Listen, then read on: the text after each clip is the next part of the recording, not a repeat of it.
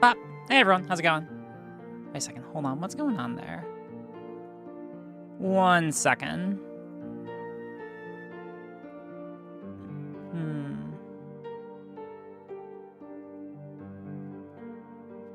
Huh, weird. Let me fix this really quick.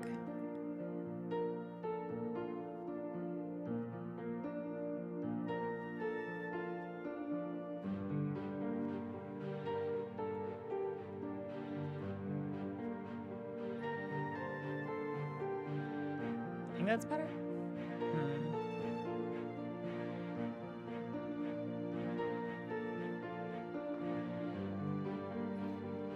Gotta put laundry in the dryer, but also want to say mega congrats to Pixie RG art. Thank you. Bob, switch that out. ESO music, where's that? Hey, also, by the way, I had to make lamb chops because from the other night, I had some leftover. So do you mind if I eat those right now? Nice. Nice. So yeah, do you mind if I just eat some lamb chops right now on stream? Do y'all care? Can we make this a mukbang stream to start? I promise we won't spend too much time on it. I can also just, like, spend the time to get caught up with chat.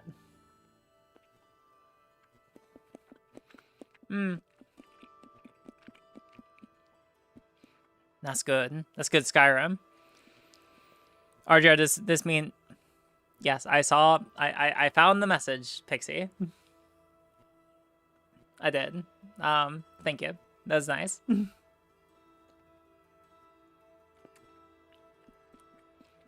Sorry, I am an animal. A mammal. Yeah, how are y'all doing? Talk to me, chat. How bees you? How are you? How goes it? Ahoy there. How the heckin' are all of you? Oh my god. You got to marinate for like an extra day? I am here! Nice. What's up, Socks? How's it going? Derpy, Evan. Hello. Aw, nice. Great. Is that like a... Is that like a sarcastic? I'm gonna assume that's like sarcastic. What's been happening? What's the local drama? What's everyone talking about? Lamb chops on stream, veganism debate when? No, please do not. I was my keys this morning and had so much stress today. Oh, fuck, that's not great. That's not, I'm sorry. They're in my bag? Oh.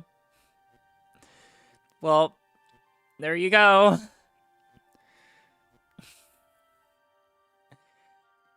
Well, I'm glad that you're able to find them at the very least. Oof, I'm not smart. Yeah. Oh well, it's fine. I mean, I don't know. I forget shit like all the time just around my apartment, and it's like tiny. You know? I don't know. Brains are weird.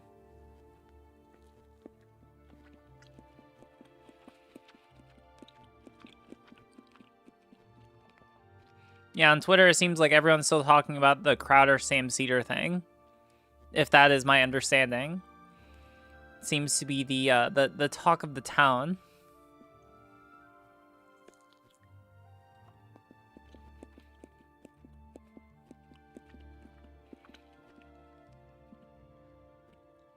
So yeah. I don't know. It's kind of like drama to me.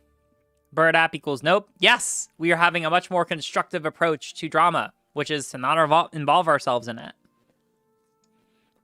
Also, by the way, I was thinking about making some changes to the channel. Some more changes. I wanted to run them by you. So I'm debating making my streams. So basically, like right now, I'm unlisting a lot of my older videos. So, because like what I want to do is I want to like focus more on the shorts going forward, just because those are the content I'm most proud of. And that's like highly rewatchable. So what I'm wondering is if I unlist a lot of content or if I unlist my streams after I stream them, would people be interested if I put those like on my Patreon as a Patreon reward? Replace drama with cute gay posting. Best decision. I know, right? 10 out of 10. Big loves for the shorts are easily shareable. Yeah, I know. I really like them. I'm really proud of them. It's good content.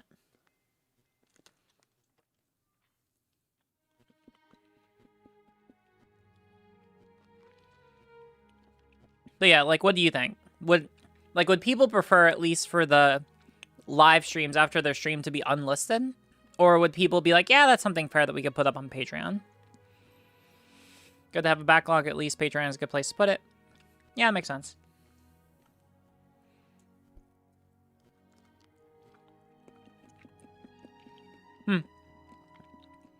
Okay. Just because right now the main thing that people get from Patreon is like, oh, what do you call it? My, the color names for my chat, right? And I've been trying to think like, all right, since I'm relying more on Patreon now, would it be worth it to put more things up on there? It seems like a good thing to do with like at least the old streams. It just means that like now if I talk to someone on stream, that would be like a Patreon exclusive, you know? Which seems like it would work, since I'm not really seeking out that kind of stuff.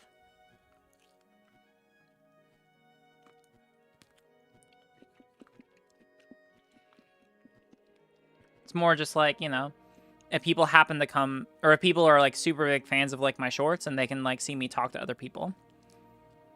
That tracks? Okay. Yeah, I'll probably try that out and see how it goes. If anything, it'll keep my platform super duper simple.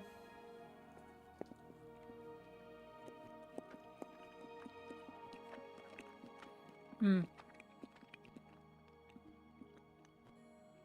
that way, like, if I were to run for public office eventually, when I run for public office eventually, that'll also help me so, like, people don't go through just, like, you know, hours and hours of old stream footage to find something to gotcha me on.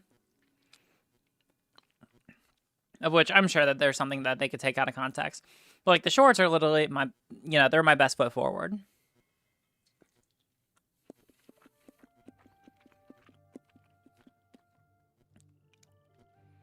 E.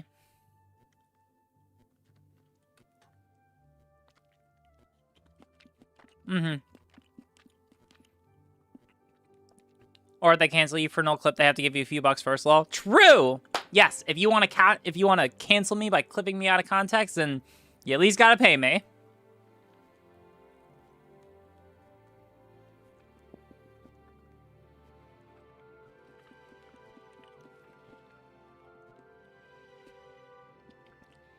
They're gonna take quotes from me PvPing out of context. Oh my god.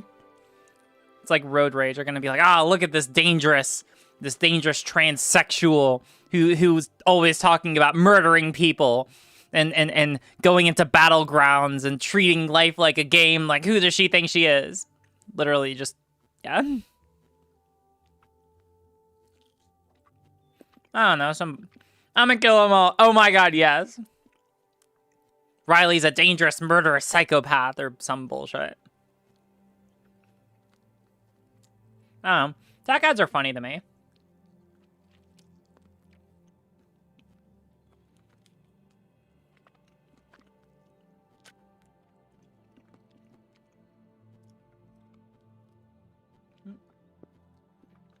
Alright, that's good. I'm gonna take this way. Hey, what's up, Layman? How's it going? I'll be right back.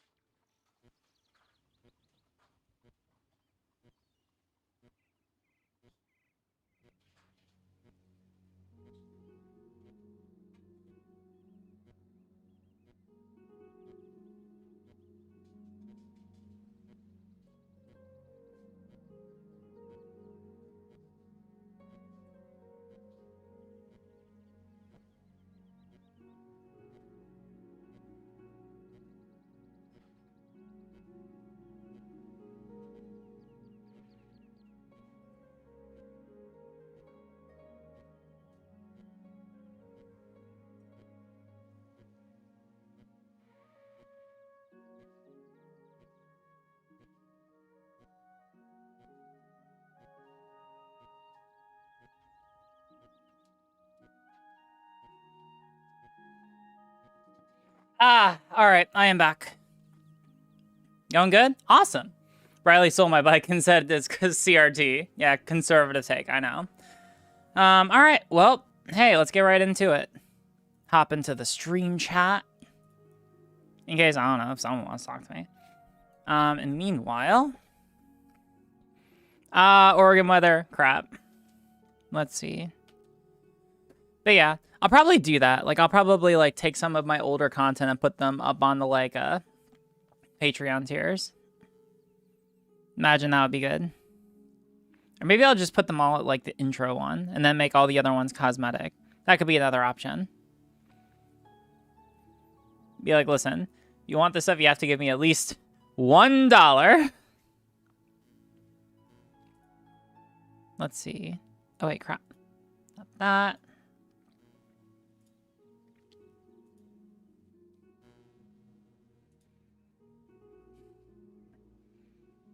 All right, let's see where we're at. My name is Ryla Grace Rochong, and I present evidence-based arguments for... My name is Ryla Grace Rochong, and I present evidence-based arguments for defending and advocating civil rights. One of the main goals for my online platform is to try and move political discourse in a constructive manner and to make sure that we don't lose any progress that we've already gained. Oftentimes, political discussion centers most on individual drama between prominent political figures and less on actually researching and discussing the merits of political issues beyond a surface-level understanding. I'm trying to do something different. I live stream Monday through Friday from 8 to 11 p.m. EST on most social media platforms, including YouTube and Twitch. During that time, I read and discuss the relevant academic literature on contemporary political subjects, compile single-page research docs on those subjects, make 1-minute shorts to explain those subjects in the same format as this video, and talk to guests on stream. The best place to find out more information on all this is my Discord, which you can join at discord.gg/RGR. So, if you're tired of internet blood sports and want to help me try to do something more constructive, consider checking me out. Thank you. All right, time to do some assets. It's going to be super simple. So let's see. Pictures. Also, we're going to bump this volume up a little bit. Maybe like...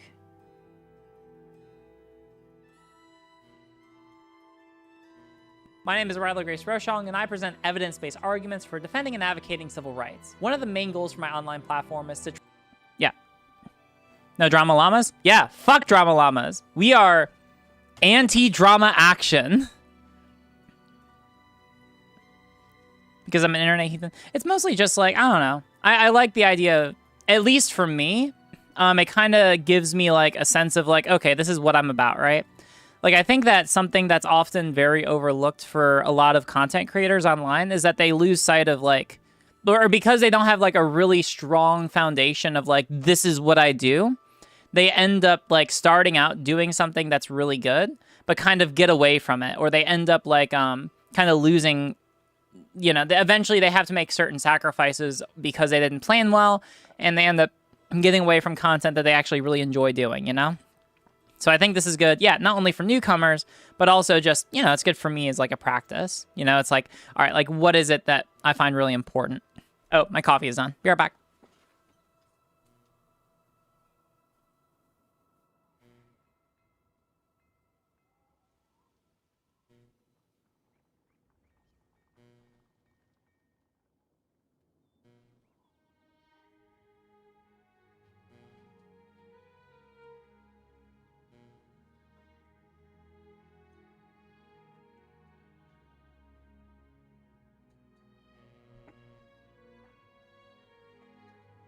I feel like you might want to do something fun weekly, maybe similar to Lumi's React NB segment. Some of us just like to hear your thoughts. Not sure to mention this, just woke up, brain.exe booting.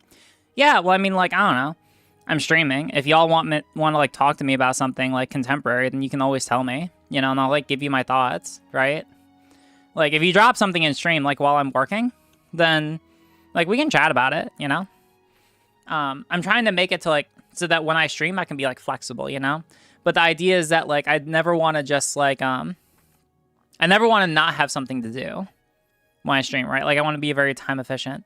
But yeah, hey. Does that make sense? Like, if you find, like, a super funny meme and you want to drop it in chat and want me to look at it, then, like, yeah, I'll take a break and look at it, you know? It's also nice to kind of, like, stimulate the chat and keep everyone engaged.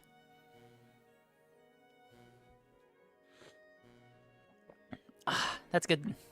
That is good coffee. Oh, a meme? I have one? Oh my god. Alright, let's see. My name is Riley Grace Rochong, and I present evidence-based...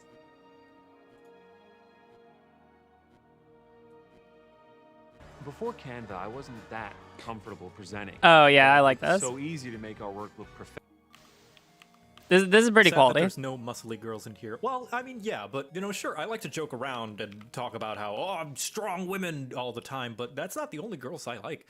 I like big girls, pretty kitty girls, really witty girls, singing ditty girls. I like the leggy girls with the nice thighs. I like a good chest, no matter what size. I like the belly folds, I like the six-packs, really tall queens, and the short stacks. From the mild girls to the wild girls. You got style girls, make them proud girls. Yeah, I just really like girls. Joe Cat's a wholesome boy. Joe Cat is a good boyo. Also, I love that. Yeah. That's just a good meme. Quality, 10 out of 10. Just be aware if you make a big thing of it, some people will delete your work and with junk and push you into being more of a reaction channel. Yeah, no, I get it. Like, I'll never make any of these into a clip. Like, ever. And also, like, if people just keep throwing me... You know, like, if there's, like... I don't know, like, if someone gives me a meme, wait, like, 5 or 10 minutes before giving me something else, you know? Like, be, you know, be conscious, be thoughtful, right? I'm working here.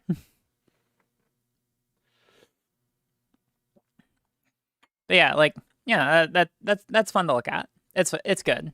Good, wholesome fun.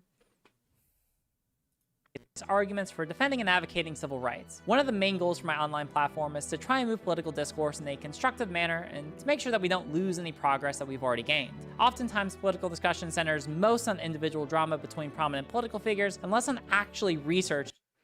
Josie is doing an Amazon Lily stream. Oh, hey, is she doing right? Is that going on right now? We can watch that like while we're doing this. I don't mind.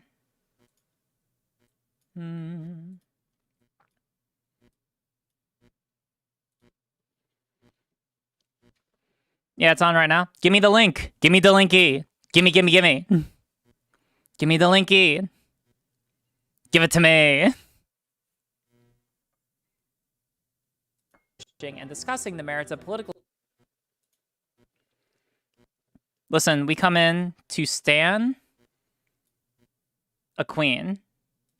But yeah, maybe if someone could explain me or send me a... Also, what is Amazon Lily? Is it just like... Maybe talk about it some other time. Twitch mainly for next like Red. women or women's Charlotte. issues? Charlotte, thank you for coming back. Thanks for letting us peer into your life like that for a little bit and understand the deeper, understand the woman inside. Yeah, the recesses of my mind. Hi, hey Snyder Man, good to see you. But please tell a little about yourself. Hi. I come hang out on the stream sometimes, and it's fun. I'm a socialist. You should join the DSA. Okay, great. I was gonna be on this this like on this Hans panel with like Mel or Maru and like Destiny or whatever, and that fell apart. Like they dropped like last second. It sucked. Oh, I don't know how would no like they. How Mel, I don't know how Red Mel would said do it was a family thing, so I'll just take her a Destiny debate. But like it was literally like the day before, like it was like, oh, I have a family thing. Bye. That's more notification than I often get. Like the second that I go live, oh yeah. Oh yeah, I'm getting it now. What I'm used to. So a day before, that's amazing. What a life. But yeah, sorry about that. Hopefully Hans can set that up. And you support our good friend Hans. He's a good guy. Yeah, I love Hans. Yeah. Okay. Moving on, we have Sunny, who another person who has joined our mod team and is doing a great job. Yeah, I don't mind promoting people who are like friends of mine. Joining us. Tell a little about yourself. Yeah, so this is chill. This is good. Yeah, I'm a new mod. I've done nothing at all, but thanks for thanking me for my hard work. Emotional support has been invaluable. just issues show beyond up the to surface be level sad. understanding. That's- I'm trying to do that's something really different. it. I live stream Monday through Friday. Hello, I'm Ugly Pie. Today I'm very sweaty pie. I apologize, it's very hot in Vancouver today. But yeah, I like to hang out on these streams too. Hopefully we'll start streaming at some point. It's on the list of things to do. I joined this very last minute when my internet went dead, so I dropped the call with my therapist. So I decided to come here instead. Therapy, you're my emotional support mod too. Like an accurate replacement. So, welcome to group It's therapy, okay. everyone. I hope you have a great day. You did a great job today helping become a Amazing. Oh, community wow. stream. Thank you for. A community. I mean, thank you for not getting the help Discord that you might group. need. But We talked for like an hour, but then Oh. it dropped. So I'm like, let's go talk to some other folks. Oh, why Okay, is my cool. Discord not Cool. working right? Anyway, this is just as good, I'm sure. Just as nurturing Twitch politics. Okay. Moving on. Different. We I live have stream Monday through Tiffany Star. Thank you for being around, for joining us. How are you doing today? I guess we shall find out. It's my pleasure, Pride. It's been a while since I've been recovering. I'm trying to do Happy something Pride different. Month, I live stream. everyone, by the way. Want to get that out of the way. And also, if River is awkward today, then I I'm live a stream complete Monday mess through- because I am exhausted live and hot and tired, but I still love this panel. Still come on, so still want to. I live stream chat with Monday these through Friday lovely from people. 8 to Although 11 if p.m. Sunny came here for therapy, she's probably gonna leave here more fucked up than she did coming in. And you can find me at twitch.tv xxx_Tiffany_star_xxx. I do politics, but a lot of times on my Twitch I do video game stuff. I've been doing a series called Game Testing, where I have like over 500 PS2 games, or I switch the systems as well, and I use a random number generator to play different games for about half an hour at a time and test the games. It's lots of fun, so you should come watch me do that. And if you want politics, check out my YouTube, which is just Yeah, Tiffany Star, which is all my political stuff. Yeah, Snyder And before I Man, pass you're totally it over, my I just want to comedic say I support find mod. it funny that Amanda said that Monica Lewinsky doesn't suck when that's what she's best known for. Oh no. No. Oh man. Let me see how that The looks. Okay. spice. Well, A little bit less. She gets on Twitter like every week and makes jokes about it. I think she's in a place to yeah. Oh man. good laugh. God, dude, what that woman went through. It's like, but yeah, it might be an interesting topic as to how she was treated. Actually, I live stream Monday through Friday from maybe, 8 to I don't 11 know, p.m. less EST whatever on most social dumb media that's happening platforms, now, because I'm sure including it's dumb because it's happening on Twitter, of course. social But platforms. the overall talk about that might be a really good topic actually. Like overall how she was treated and Stream Monday Yeah, through Monica Friday is from good. 8 to how 11 like p.m. Bill EST Clinton on most social because of media the actual platforms, power in that including YouTube and situation. Twitch. Just kind of got off. Oh, the Discord invite link is not valid. I need to fix that. No, Thank you, I all didn't mean to go 216. there. Careful. I think that was intentional. Are y'all hearing No, it any was feedback not. from It me, was not. by the way? But it's just how like the massive difference in treatment there. I think that might be a really interesting topic. But anyway, sorry. Thank you, Tiffany, for that terrible joke. Moving on. We have Josie, who is here with us, back for another week in her ultra colorful room. I really like the pride flag. It's just, I mean, it's good looking like piece of art, type stuff, and it just like sets off the room, Yeah, and I just so- put up clouds. Yeah. Yeah, I put them up. Floof You look and so cozy. oh, They sure, look I know. so good. They look so good. Thank you. Thank you. So hello everybody. I'm Josie Rose. You can find me on Twitch at Josie Rose C, as it shows right here on the nameplate. And I'm also very tired today. I just came back from Yosemite. We camped on El Capitan for 3 days. 28 sounds good. miles of Okay, cool. backpacking total. It was the most majestic thing ever. And then came back to work yesterday and worked like a 12-hour day to catch up on everything, and then I just got off work like a few hours ago, so I haven't even looked at the topics. We're just gonna vibe Oh wait, today. I'm in the Elder Scrolls Online category. The credential is I'm a Hold trans on. researcher Fix working that. at the Center for Transgender Equality and running the U.S. Trans Survey. So let's have a fun time tonight. I wanna vibe. I wanna just be cozy. Let's do it. Sure. All right, we're no longer streaming into the just chatting category. This was an interesting Hey, Quack intro Quack, how are into, you? we've learned so much about all of you, I think. Actually, you know what? Very interesting facts. Well, and Sunny, we're gonna use that one later on. You want to hear another fact? Yes, please. More about you, Sunny. I would love to hear It's more. my birthday tomorrow. Happy birthday! Happy birthday! Happy birthday. Yeah. Tomorrow. Thank you. Tomorrow. I'm turning 19. Are you only? Wait, are you for No, real? you guys are so I was easy. like, what? You're so I was easy. like- I just talked about being in first year university 5 years ago. You're so Yeah, easy. no, I'm turning 23. I'm turning 23. Oh gosh. That's still so young. It doesn't help me. 23rd, which I think means that I'm done. I think that's it. I think I don't get any more birthdays after that. And no, right? no, I hate to tell ya, it doesn't stop. including Yeah. YouTube and Twitch. What? And then one day I'm you're gonna done be now. one day you're gonna be closer to 40 than you are 30, and then you're just gonna be like, what am I doing on Twitch?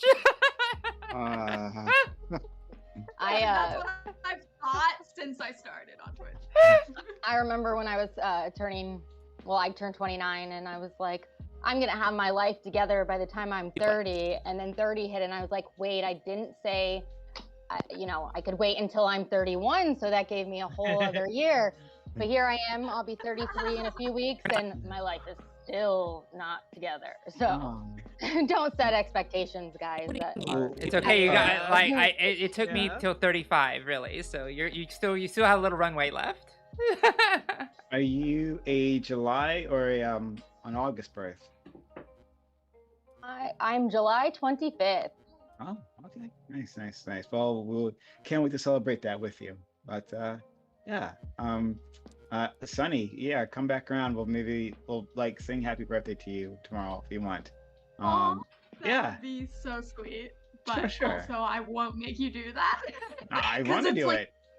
You know that awkward part where like you sit there while everyone sings happy birthday to you? That'll be recorded forever. You mean? If I Oh, okay.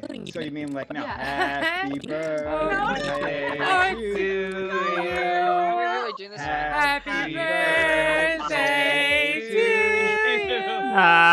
Happy birthday, dear Ugly Pie. Happy birthday to you. All right, I'm turning that down a little bit. I love the harmony here.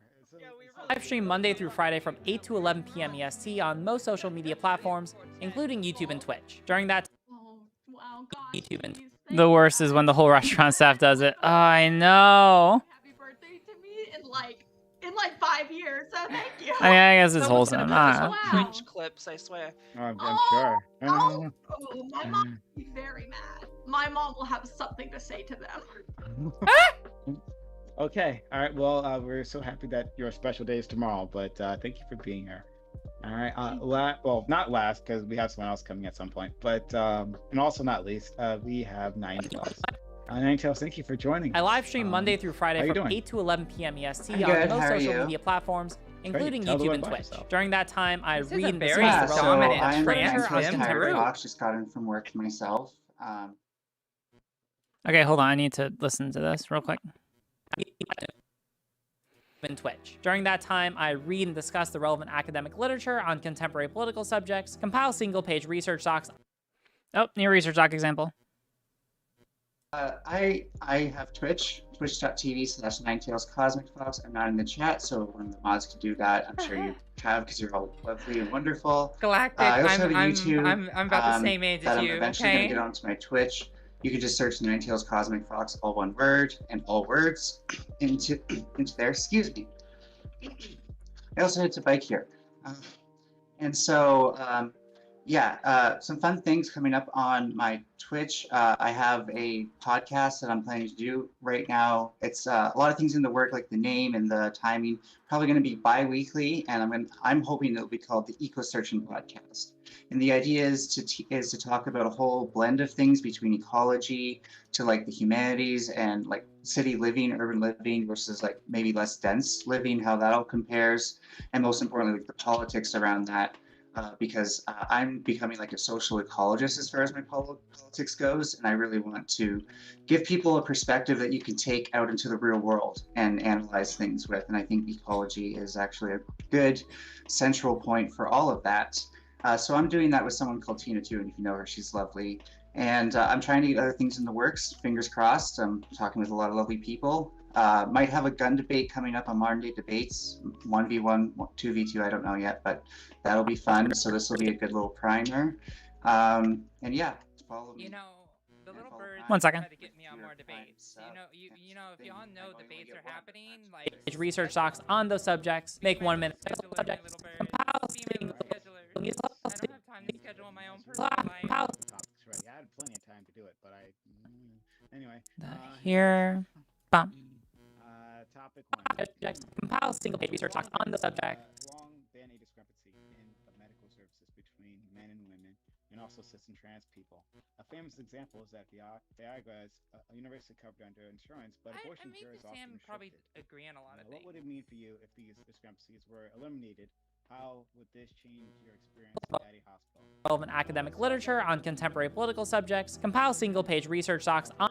And we'll make it. I think that the goal. I think that the play here is to make it larger. Multiple stories about like the treatment of women by oftentimes the law, really, but also medical services in terms of like discrimination and not being able to get care. This also has like a racial dynamic, like everything else in the States. Compile right? single-page research docs on those subjects. Like, make who 1 gets minute what shorts to care, explain those subjects in the who same has format access as this to, video. These services, and in what ways they are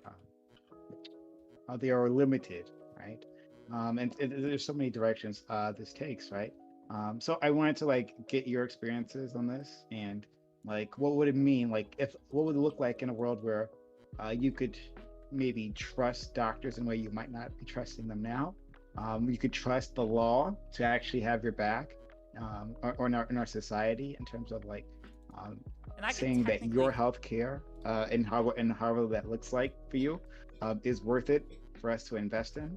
Yeah, so just kind of wide ranging, but curious where you all take it. We'll start with River Jack.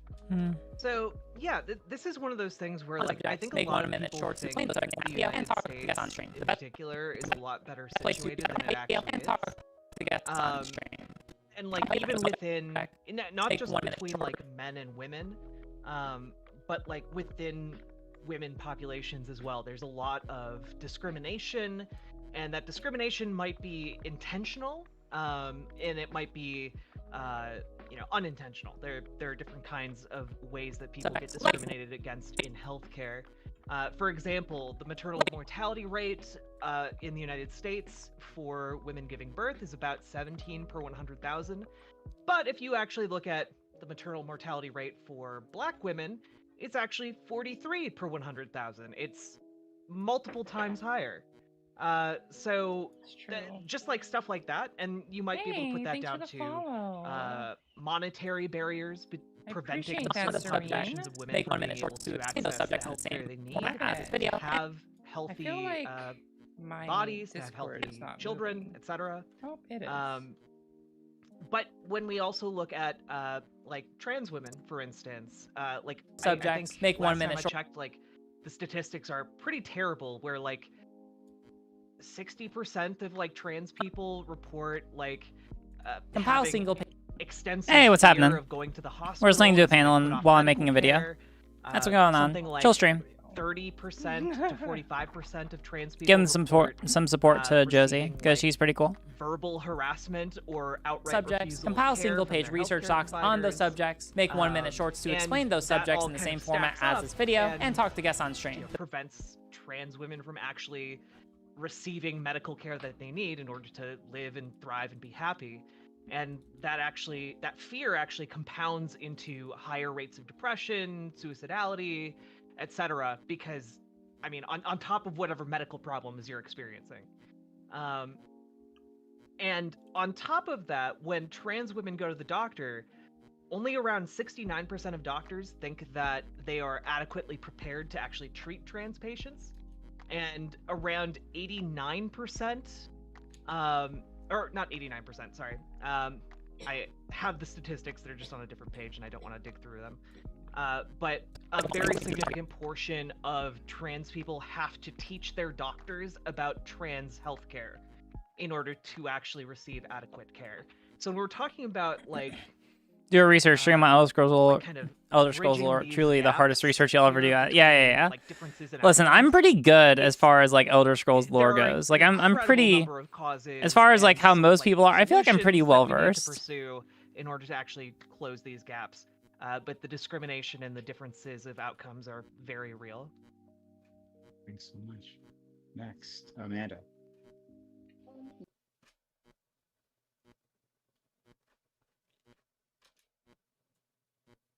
Yeah, so based Riverboat Jack's entire dialogue So, there and I'm gonna read personally the had my stats. own experiences in regards to,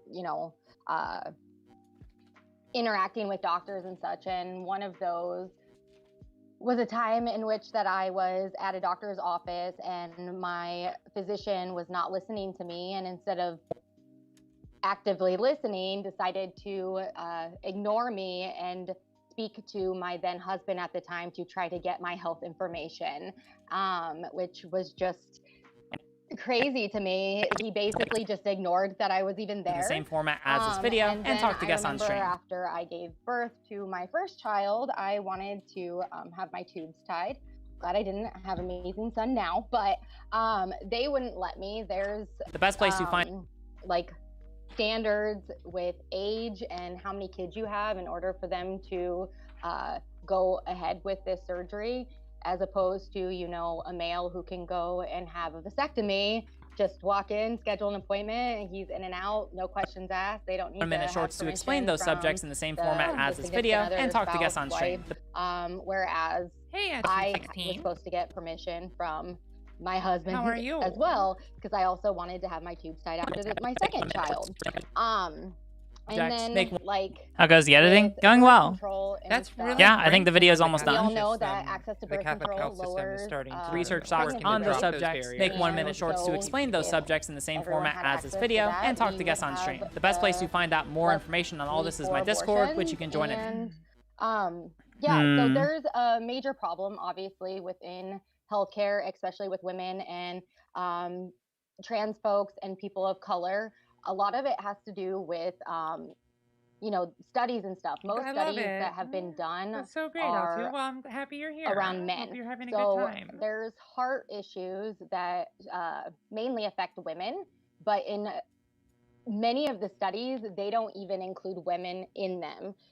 Let me pull this up. Congratulations, chat. You're going to be in the video. So, for example, the multiple risk factor intervention trial was one of the first to establish a link between cholesterol and heart disease. Thanks for the follow, and it involved Gimmel. 12,866 men and 0 Thank you women. so much. So, I appreciate yeah. it. I hope you're having a good time. There's a lot to be done here. I'm still on the doctor. I mean, there's so much, and you've shared some of your story with us previously when we were doing organizing for Medicare for All, which is really kind of you. But yeah, I'm still on the part with the doctor completely ignoring you, right? Like, so what seems to be the problem? No, sweetie, I'm talking here. Excuse me, what seems to be the problem today? Like, what? It's like, amazing. Yeah. Wow. Thank you for that. Something I realized when I was reading out the topic is that not all of our friends are lucky enough to be American. So if you're not from the States, please just share your own experiences and how that might be different from everyone else's, with a different healthcare system. But all right, let's go to Red Charlotte. Yeah, when it comes to like the cost of healthcare and the difference between the experiences of men and women and then cis people versus trans people or whatever, a lot of this can be alleviated by making healthcare free, right? So like the whole like abortion restrictions and the cost restrictions involved with the difference in care, right, and things being covered under a universal healthcare system. It doesn't matter. You don't have to worry about that kind of stuff. Is it a It's medical true. procedure? Is it legal? It's completely true. Oh, it's covered, right? And, Zero cost and to it you, is except the for way maybe to a solve the copay at problem, most, and that right? really is the Like, answer to the question. but you know, that's never gonna happen. Not in this country or whatever. You just have to sit and suffer and watch those $6,000 medical bills roll in when you get a broken leg, right? All this in my Discord, but you can join it. Let's All this in my go. Discord. Sunny. Yes, I am the one Canadian called out. There are two? But however, More there's information on all another- this is my oh, wait, Discord, which you can join Ninetales. at discord.gg/RGR. I'm so sorry. Canadian erasure is what I'm hearing right now. My Canadian sister. But believe it or not, File single-page misogyny research and docs on those transphobic subjects, in the make 1-minute medical shorts field to does explain those subjects in the same traverse format as this borders. video, and talk to guests on I, stream. The best place to find out more information on all this like, is my up in the Discord, background, which you can join at discord.gg/RGR. in, So, if you're tired of internet blood sports and want to help sociology me try to do something more public constructive... health, and so All right, hold on. Pause. All right, we're going to listen to this because I think that we're good. And also, I'm really happy with how it's looking so far. So, all right, give me feedback, chat. Here we go. My name is Ryla Grace Rochong, and I present evidence-based arguments for defending and advocating civil rights. One of the main goals for my online platform is to try and move political discourse in a constructive manner and to make sure that we don't lose any progress that we've already gained. Oftentimes, political discussion centers most on individual drama between prominent political figures and less on actually researching and discussing the merits of political issues beyond a surface-level understanding. I'm trying to do something different. I live stream Monday through Friday from 8 to 11 p.m. EST on most social media platforms, including YouTube and Twitch. During that time, I read and discuss the relevant academic literature on contemporary political subjects, compile single-page research docs on those subjects, make 1-minute shorts to explain those subjects in the same format as this video, and talk to guests on stream. The best place to find out more information on all this is my Discord, which you can join at discord.gg/RGR. So, if you're tired of internet blood sports and want to help me try to do something more constructive, consider checking me out. Thank you. I love it! Yes! I'm so happy with this. This is such a good direction for the channel. I'm so happy. Good shit. Good shit. it's near and dear to my heart, and there is so much wrong with it. Yee. Beyond just like getting care to all right. people without. So while them having I'm to pay taking for care it. of stuff, You know, up we're here just gonna in let Canada, the stream up take up. you've got Or a we're just gonna more let the. accessible system. Wait, hold on. You're fading in and out. I'm just Your gonna audio let the is stream going take up most in of and the room. out, and Internet blood sports, but we literally just make streamers and the gladiators. Can you Yeah, hear for me? real. No, I can hear you. Yeah, I can. I can't. Yeah, I mean, okay, she's gone. She'll be back soon, I'm sure. It looks like her internet cut out. She was saying she was having internet trouble, so hopefully she'll be back soon. Okay, we will move on to Tiffany. Yeah, so far, base takes from everyone, I agree. If these discrepancies were eliminated, then it would make transitioning much easier for myself and other trans people. We could get the gender reaffirming care we need without having to jump through hoops or downright pay out of pocket. The Steven Crowder, Sam Cedar fight was pretty funny, yeah. The thing is, like, alright, so I think that, like, at a base level, it's kind of, like, I do think it's, like, generally shitty to pull that kind of thing. But, like, it's hard for me to not see, like, a bit of irony here when Steven Crowder always, like, intentionally pulls the, oh, there's no good lefties who actually want to debate me, and deliberately ignore anyone who actually is decent and wants to debate, right? Like, it kind of, like it is a little disingenuous, but it's hard to tell if, like, but I still need to work through if it's justified to be able to act that way when the person, like, literally kind of lies about the fact that there aren't people who want to debate him because he probably wants to just avoid debating those people, right? True, it feels like if Crowder didn't do that, it would have been... Yeah, exactly. Like I think in any other circumstance it would be bad, but, like, since Crowder, like, specifically, like, lies and tries to only debate people who he knows that he can beat, because he doesn't actually care about the truth. He just cares about pushing a particular narrative. Then I wouldn't, that like, if that weren't the case, then I would say that like, all right, yeah, the H3 acted in the wrong. But like in this instance, because Crowder like specifically lies about it, it seems more, at least like kind of neutral. I don't know. That's like my, I was thinking about this a little bit earlier, right? Because like it is like on its face, it does sound kind of shitty, but it only sounds shitty if you assume that Crowder like regularly like would accept that debate offer under normal circumstances otherwise, right? Like if it were the case that like Crowder otherwise would debate this person, and this just happened to be like a way for H3 to avoid a debate that he already agreed to, then I think it would be a lot shittier. But yeah, your channel trip. Thank you, Pixie. I appreciate it. Yeah, I'm really excited. Just more likely things come up in between and life circumstances change. Hey, Quill, how are you? Definitely COVID has had a huge impact on me because I've basically God, you were turned away because of the because you were psychological trans? trauma that I've been put through internally. Wow, Quill. From it all, I can't even stand the idea at the moment of getting my bottom surgery, which I'm ready for, but... All right, let's see how it looks. My name is Riley Grace Rochong, and I present evidence-based arguments for defending and advocating... Wait a second. Hold on. Sorry. Make this small. Okay, let's see. My name is Riley Grace Rochong, and I present evidence-based arguments for defending and advocating civil rights. One of the main goals for my online platform is to try and move political discourse in a constructive manner and to make sure that we don't lose any progress that we've already gained. Oftentimes, political discussion centers most on individual drama between prominent political figures and less on actually researching and discussing the merits of political issues beyond a surface-level understanding. I'm trying to do something different. I live stream Monday through Friday from 8 to 11 p.m. EST on most social media platforms, including YouTube and Twitch. During that time, I read and discuss the relevant academic literature on contemporary political subjects, compile single-page research docs on those subjects, make 1-minute shorts to explain those subjects in the same format as this video, and talk to guests on stream. The best place to find out more information on all this is my Discord, which you can join at discord.gg/RGR. So, if you're tired of internet blood sports and want to help me try to do something more constructive, consider checking me out. Thank you. Good shit. I love it. All right. I'm gonna upload it to TikTok. So yeah, I just that's what I'm gonna do now. Before I get to my points, that this is the first. It's okay to use gay. I've been on where there's like 5 trans identifiers. Yeah, I think so. I mean, I call myself gay, but like technically I'm lesbian. Well, I mean, like, does it work then? I don't know.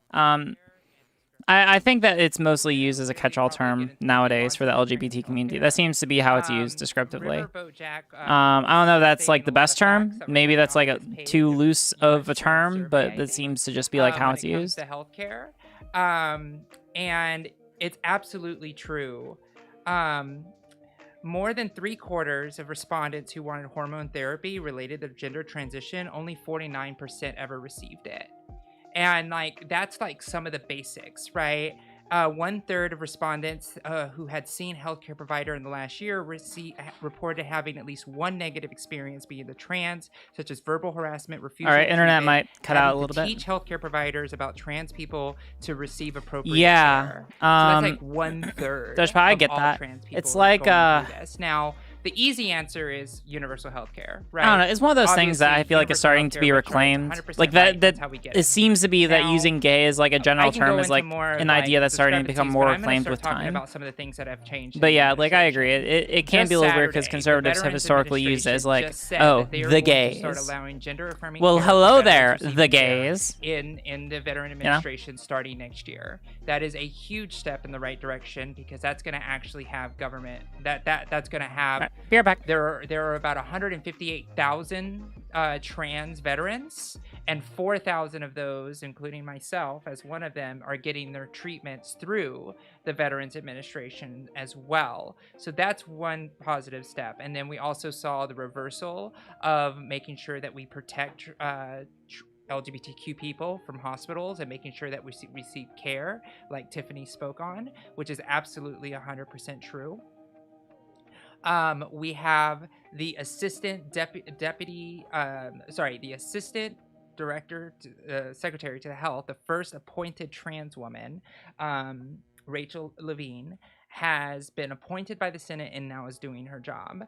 What that means is that we're going to actually start seeing some real developmental changes in the next 4 years of the administration. You rang while she the is gays. Hey, how are working to you? make sure that we are actually have things like Anyway, we do not actual need medical this anymore. schools that are regulated. For example, there is a governing board for cardiology, but there's no governing board for trans related surgeries. There's no medical board for trans related healthcare.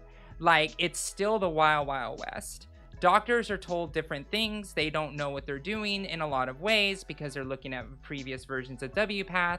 Now, WPATH, which is the standard of care that most doctors use worldwide, they are doing their best to do clinical research and studies. I actually am working with somebody who's on their board.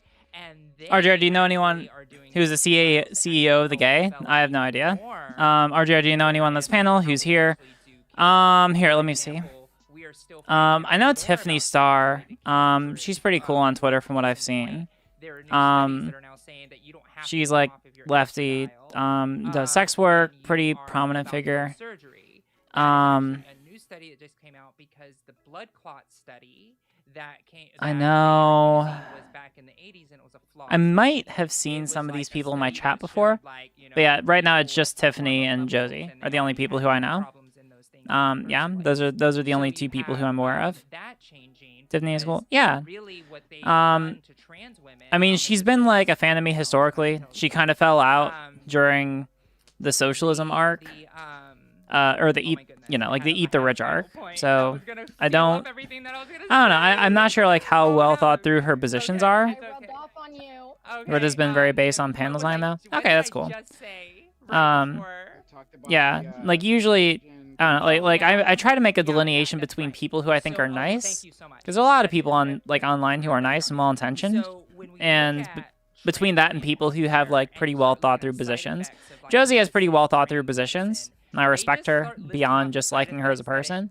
Tiffany, it's like, she's a really nice person. I'm not sure how well thought through her positions are, and that's me being like super critical, right? Like there are a lot of people who I don't think have like well thought through positions, right? Cis women that have more higher opportunities to have blood clots. They have higher opportunities to have osteoporosis, but they make it seem like, oh, if you go trans, these are the things that are going to happen to you. It's like, hello, other chat. It's just the cost of being a girl with the medical transition.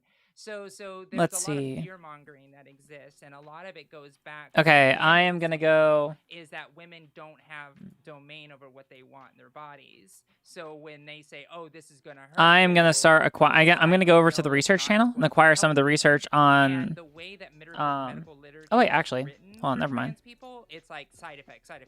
You're gonna become infertile. It's like that's what we signed up for. Stop trying to scare us out of the thing that we need medically. So that's the last point that I want to make on that. But I do love to see the nuance of trans-related healthcare, since we have such a wealth of knowledge of trans specific medicine here in this space. So I would like to see that. All right. And then it's 9 till. All right, I'm gonna start uploading my video to TikTok and everywhere. Like this is super easy. I can just keep it so like everything I do is just on stream. Yeah. Super hecking easy. I'm interested about that recent study. I haven't heard of it, so that please link it if you can find it. Yeah. Because a lot of the reason that like my estradiol levels are low, and they're actually saying, well, they're gonna switch me to patches. But I think like I'm a large person, so like tall, like lengthwise, and my metabolism seems to be a little bit higher than most people. So I think it might be better if I might just bring my dosage up, because sublingual dose taking actually works out really well for me. Yeah. Oh shoot, I had something else I wanted to say, but I forget. I'm on patches and I love them, but I'm not providing medical advice. I was gonna say that too. They put me on patches, and the residue it leaves once you take it off is annoying. But other than that, it's pretty good, and you only have to change it every couple days. It's a lot easier to remember too than downing estradiol. For sure. I just remember what I was gonna say is like what you say with the Wild West.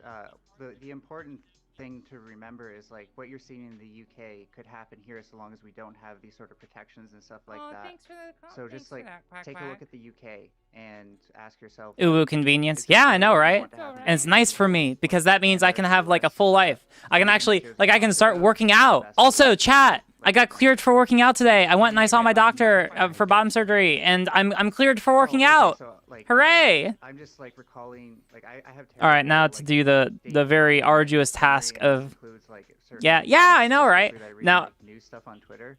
But there's been all sorts of Yeah, like Amanda, we'll repeals definitely on do that. giving trans now I people have to like be seats, careful. You know, I can't go straight to running a marathon. fear-mongering about But like, giving yeah, children like seats. I can start working out In other again. states, there's, It's like, great, wonderful. stuff being passed, or like politicians fear-mongering about like, oh, they're gonna give children surgery. E. But they don't. Also, hey, what's up, And it's JP Hodge? really, like, not only unproductive, but it would set a weird precedent that I Evidence. think is also kind of. I really like that. Law or anything. Oh, the nice Just thing about that bill TikTok is that it passed, has like a news built-in outlets feature for start doing captions. something. Evidence.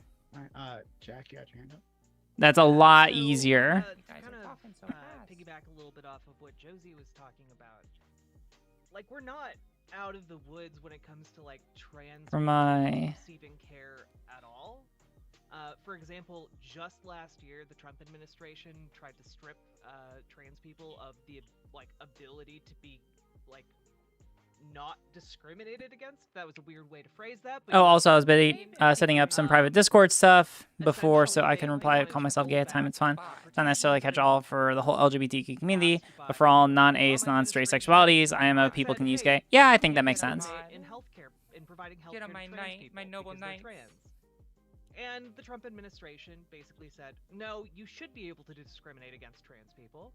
And Thank you, Snyder Man. their interpretation was essentially that a transgender person could, if a healthcare provider just That's right, decided Genesis. they didn't like trans people, refuse So to good to provide see care you, for them lazy at like duck.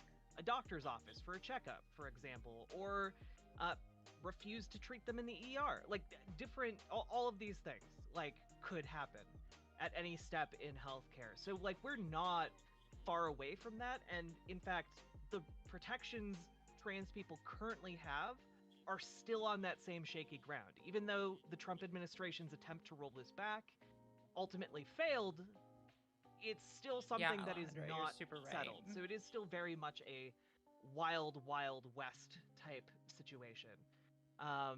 And when it comes to like trans people going to get treatment, I posted a study in the voice chat if anyone wants to take a look at it about essentially trans people.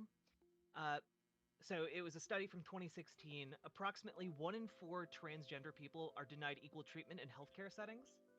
And they basically, studied around 3,486 people between 2008 and 2009, and basically found that around 30% of transgender patients delayed or did not seek healthcare due to that discrimination. And if those people had to teach their doctors about trans healthcare, they were 4 times more likely to like delay their treatments because they lost trust in their doctors. And so like this is like just huge endemic problems, and it stems from issues with education on like doctor education, not including like trans people, which by the way, that's one of the reasons why, you want diversity and inclusion in your education systems, because hey, guess what? It's bad if you're a doctor and you don't know how to treat trans people. It's also bad if you're a doctor and you have only ever studied on men, and then you suddenly have a woman in your office, because guess what? Men and women have different bodies. It's wild that way, So yeah, this is why you want more diversity in education, and why you don't want to close trans people out of the already limited healthcare options that they have. I think it's always startling when out of nowhere suddenly a woman appears. Like, Wait, quantum theory is wild, anything can happen. We'll go to Amanda and then Tiffany. Yeah, I was just gonna make a quick point in regards to like trans issues and stuff. And while, you know, Trump is out of office and whatnot, a lot of states are hyping up on Hey, City of Courts. the trans legislation. It's been a while. I'm And glad that you're just here. This past session here Good in to see Iowa, you. there were sports bans and bathroom bans and just a whole bunch of legislation directed at trans folks. And it took businesses to lobby against that because they realized that not being friendly to the LGBTQ community was affecting their business. And so while I think it's great, you know, that those laws didn't pass, I think that it's also bullshit that it was because of money incentives like these. Yeah, that's my point. Amanda, no, so what state were you talking about just now? Iowa. Okay, because I was thinking also what happened in Georgia, right? There was the was it trans bathroom? All right, good shit. No, Tennessee. Tennessee's a bathroom one. You have Arkansas as a healthcare one. You have like Florida, Montana, North Dakota, and a few were sports bans. You have Texas. Yeah, in like 30 states they have like sports bans introduced. Yeah, 33. And Georgia was something specific. Remember, like a few years back, and then like a lot of corporations. That was the heartbeat bill. Was it the heartbeat bill? Yeah, that was the abortion thing. Yeah, that might have like been abortion. Okay. Yeah, it was literally like I think it was North Carolina. Yeah, North Carolina. That's what. No. That's the heartbeat bill in NAACP Georgia. Okay, the heartbeat bill in Georgia was basically, oh, if a baby has a heartbeat, fetus has a heartbeat, can't get an abortion. And then Disney was like, because all of movie studios film in Georgia because of the tax breaks, they were like, if you pass this bill, we will literally never film a movie in Atlanta ever again. Yeah. Good shit. They did pass it. Get out of here, malware bites. I'm almost certain they did. Yeah. But there's so many of these. I know we're a little confused. Which one is which? Because there's so many of these things happening. This is what the point of the conversation. Super behind on this even. Sorry. So yeah, they did pass. Even here in Iowa, the abortion bill did pass. But what happened was antivirus wants like you the to ACLU update. and whatnot, Yeah. Fought back against it, and it was I'll get around to it. So yeah. Oh, thanks. We'll go to Tiffany and then Jack. Yeah, that was right. All right, sorry about that. Yeah, Wait, Zitch, you subscribed? Wait, how did you subscribe? How are you able to do that? Zitch, thank you. But how did you do that? I'm unlisted from Twitch Prime. Or I'm unlisted from Twitch affiliate. How even? How? What? Are you allowed to do that? It was a big deal. And like, well, it's fine now. I just didn't send the message until now. Oh, gotcha. Oh, gotcha. Could happen again. Who knows what's going to happen? That's funny. If, That's hilarious. Next election, Republicans take over again. It's highly likely, especially with what's going on now with all these conservatives. My name is Riley Grace Rocha. Policies that attack trans kids, their ability to seek health care. Trans women in sports, trans people in using the bathrooms. It's pretty likely that they're going to like die on this hill and try to use it as. I think I have like 4 months of not clicking the share sub message button, but they don't stack. Ah, damn. So we have to be careful because even though we're okay now, we have to be worried about what's happening in the future, and we have like what Josie was saying that we do have we do have allies now in the Senate, so that is beneficial. But I don't know, maybe I'm a half glass empty kind of girl, but I just feel like we should be cautious. So I just want to piggyback on Tiffany. You're absolutely 100% right, and the exact strategy is actually they're going against the Equality Act. They introduce enough anti-trans legislation, especially medical stuff, then they are going to use that as leverage for the senators to keep voting against the Equality Act, because if they vote for the Equality Act, then they basically just made those laws illegal in the states that they worked so hard to pass that anti-trans legislation. And that's the most sinister part of the whole I actually just did research on this. This is well, I mean, it's not necessarily true. Like, it's inductively reasoned, right? Like, I looked into this. talking about. Okay, so like on the Equality Act thing, so I looked into this and I tried to find like evidence of it, and there's no like smoking gun piece of evidence, but it is true that by virtue of the supremacy clause, like if there is a federal law, so basically like if there is a federal law which directly contradicts or like which directly would interfere, where the enforcement of a state law would directly interfere with the enforcement of a federal law, then the federal law takes precedent, or the federal law would preempt the state law, right? So here it's like for every state anti-trans bill that's passed, it makes it harder to both pass the Equality Act as well as also to ratify the Equal Rights Amendment, since that would also arguably have the same effect from the with the precedent from Bostock v. Clayton County, right?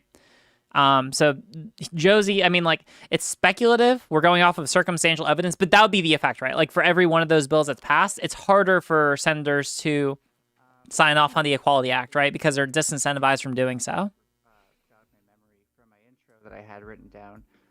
Insurance often doesn't cover medical treatment for trans people, and here in Canada, our medical One said, yeah, I know, right? At least here in Ontario, Amogus. sure it's pretty Hey, let me get some Amogus in chat. Let me get some Amogus in chat. It covers Amogus. Which, like, I don't even think most as many people would get is something like facial reassignment surgery or facial reaffirmation surgery, stuff like that. Yeah, and that actually, because of the insurance thing, that increases the rate of postponement due to the insurance deal, and I forget if the question, because the second question is kind of screwing me up and I haven't had time to look it up. I forget if the second question is also just about female healthcare in general, but anti-abortion heartbeat laws are getting struck down at least, and I think with that, you know, I think that it's a tit for tat thing, because I hope one of the things that will open up in somewhere like the U.S., where it's very divided among states, is the ability to travel, so allowing hospitals and stuff like that to treat patients that aren't from that state. And we should also encourage insurance companies to provide such treatment when, you know, they're forced in that position. All right. I love it. We made a new video, and we just put it up right now. We did it. Welcome. Huzzah! Yeah, I'm in California. Statement. Like, so many of the problems Pog! are solved by just having a Medicare for all style system. And also, hold on, let me see if I can just like put. This is so much fun. We can just like, they're so easy to make. And also here, let me put a link to like my of the problems that we're talking about here, I think anyway. But I was just saying though that like we need to make sure to cover all the surgeries. I'm sorry to like jump in and point that out, but we need. And here's the TikTok link, because we also posted it on TikTok. Yeah. I believe that the Medicare for All proposal does cover all trans surgeries. It's all medical necessary stuff. Yeah, so I could yes. be wrong about that, I suppose. That would be amazing. No, it's deemed medically necessary. Yes, it would be covered. Yeah. Go like it. Hey everyone. It's basically like if go your like that doctor, shit. Like goes over your thing and you don't get enough distress to like necessitate, in a doctor's opinion, to get like, for example, like a nose job. They're not gonna like defer you. Go forth. Go do it. Go do it, motherfucker. Like if you didn't like have any spread my arbitrarily were like I want FFS. Spread my influence. They wouldn't give it to you. Screw uploading and editing later. We do it now, motherfucker. Sure, I mean you can lie.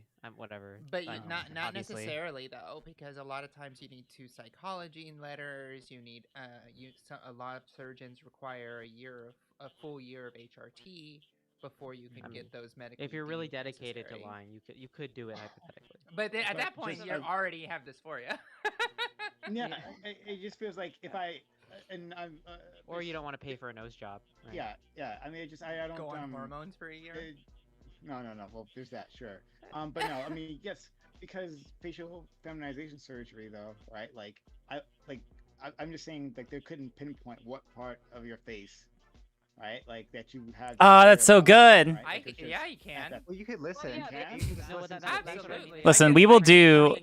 If people really want to, we can do a chat. We can play We can play Among Us sometimes. We can do that. That could be a fun thing to do, a stream chat. How many trans people don't but that's good. I'm happy. That's satisfying. This is fulfilling to me. This makes me happy. Than their genitals a lot of the time because that's what people see in public. Yeah. Oh, okay. And let me go ahead and. Dysphoria about their faces. I'm saying that, like, I'm wondering how a healthcare professional. I know that wasn't at you, Prime. Oh, no, that's fine. Yeah, sure.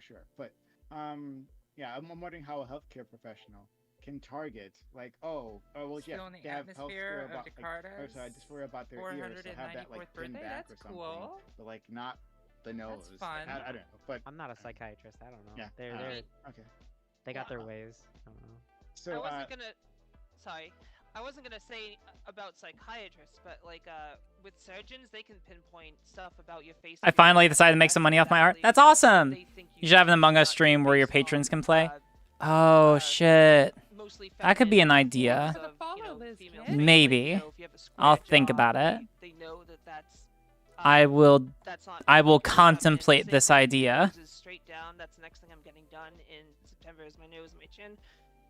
They lower the bridge a little bit. And I'll go ahead and I'll upload to Instagram. If your brows are prominent, they'll shape. They know what they're doing, at least in regards to how to make your face feminine. And they're professionals. They've done at least the person I saw has done like thousands of these procedures.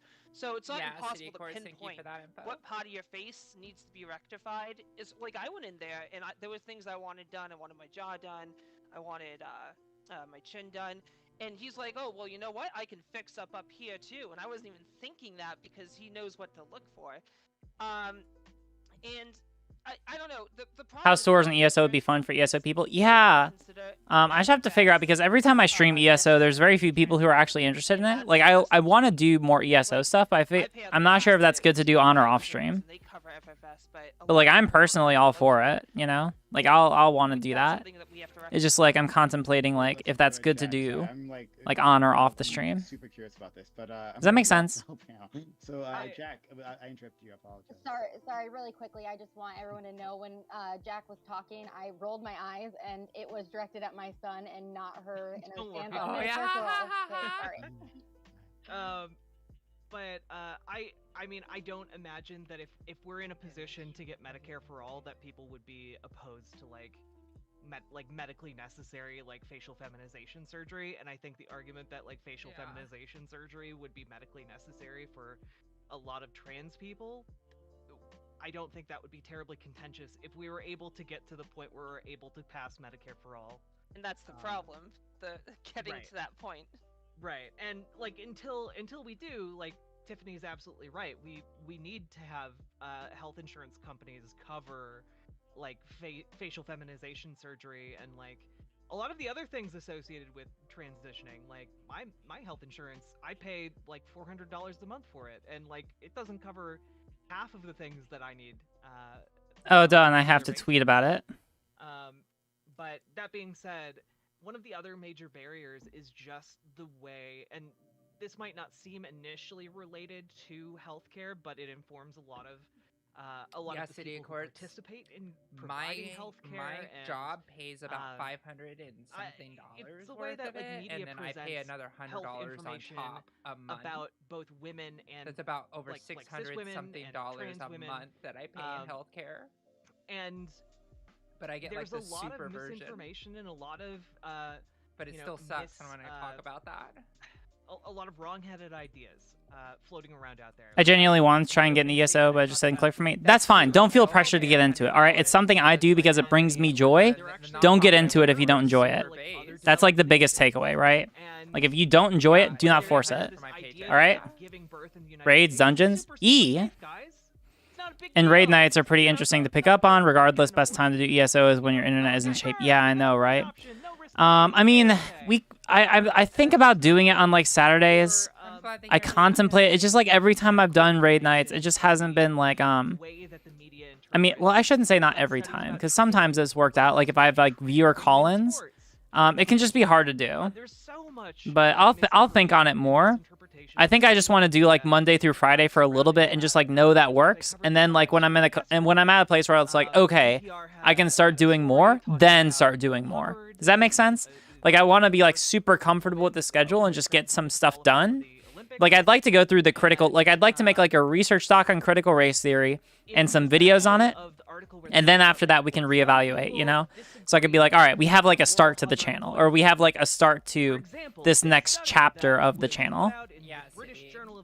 That's kind of what I'm thinking. Okay, anyway, I'm going to go to the research channel and get all the sources. So I'll be right back. Chat, behave yourself. Had an advantage over cisgender women in sports.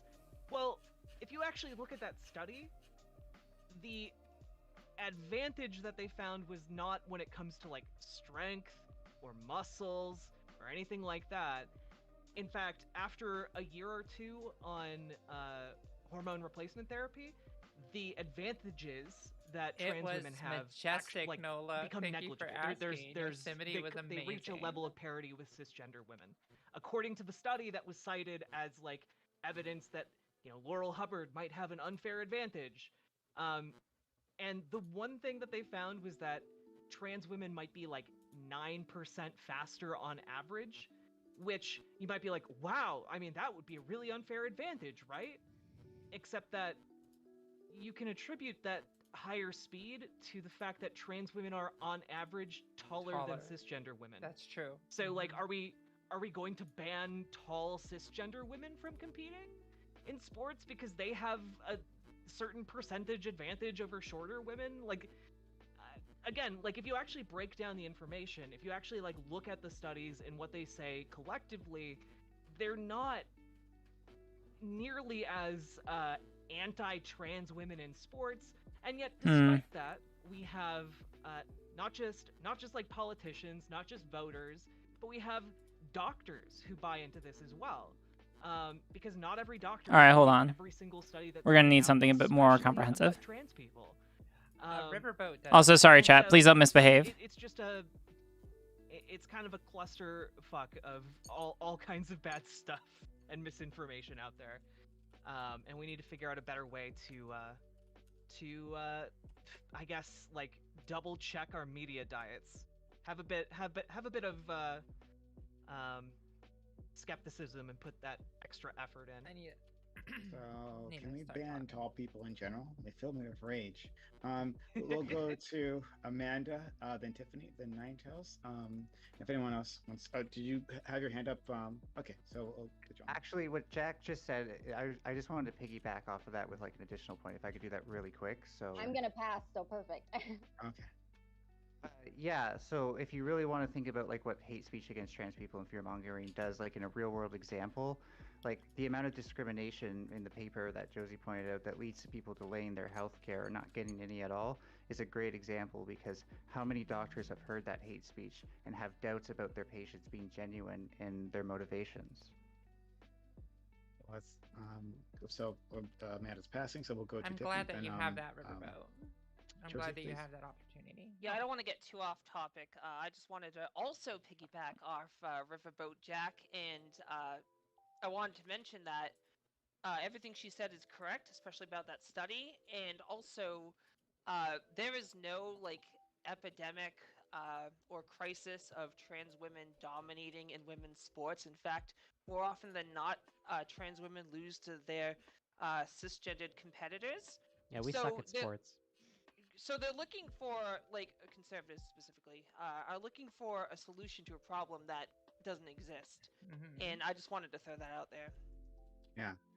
I do want to expand this beyond the trans women in sports topic. We've done it many times here. But because there's other parts that you guys talked about in the beginning that I want to hone in on.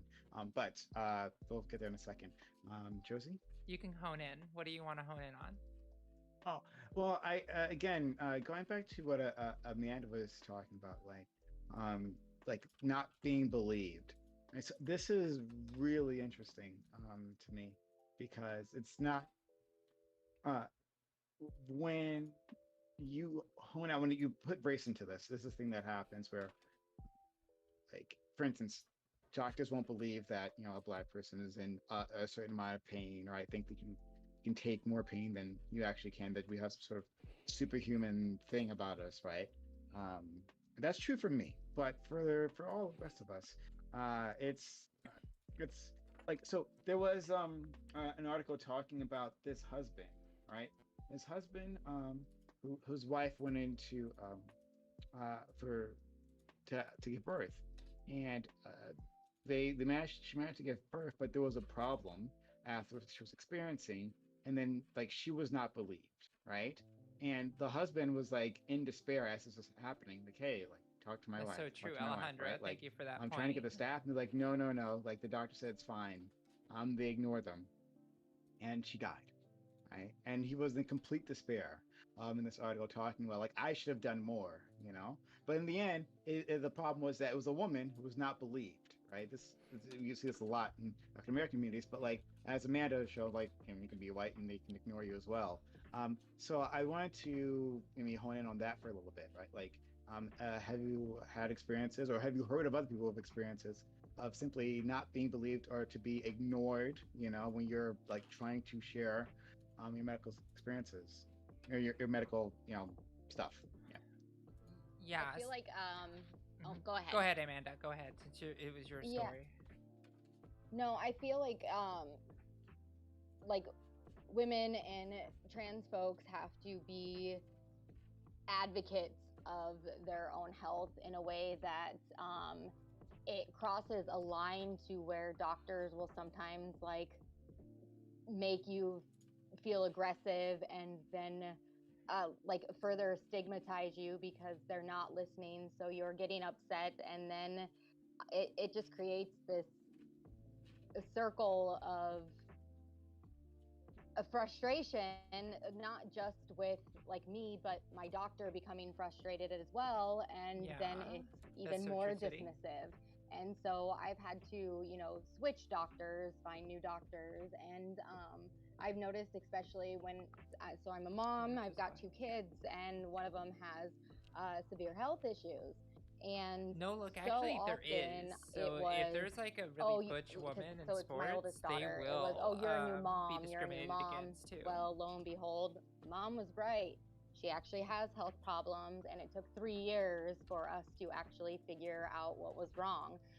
So she lived in 3 years in extreme pain, and like it's just very dismissive, and I'm sure it's so much worse for trans folks. And yeah, I'm very interested to hear all the rest of the panel stories. Yeah. There was a woman who used to come on this, come on a while ago. She talked about her experiences as well.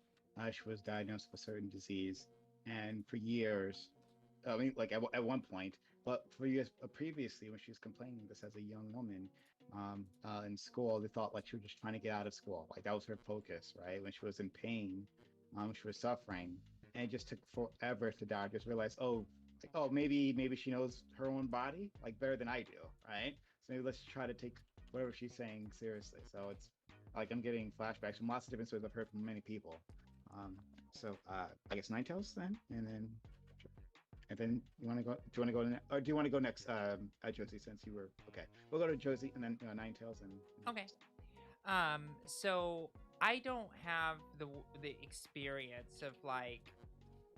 The only experience I have are trans-related experiences when it comes to like my healthcare and not getting what I want.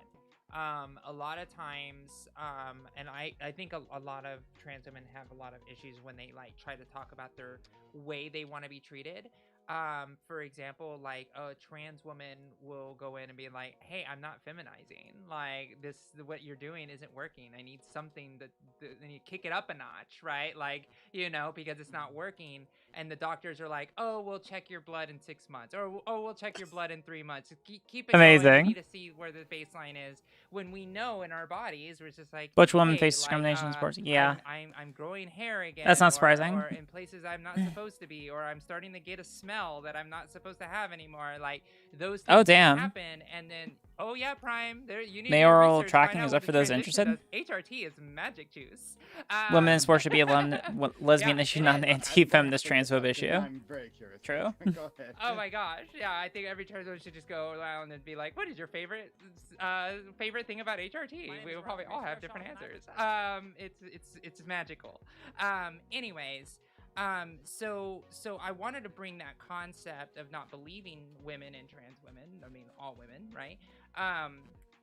And how that affects the payment stuff. So like Riverboat said that she pays about $400 my company and I combined pay about $600 a month for my healthcare because I work remotely and my job is in DC. So I have to pay even a more exorbitant premium because I'm here in California.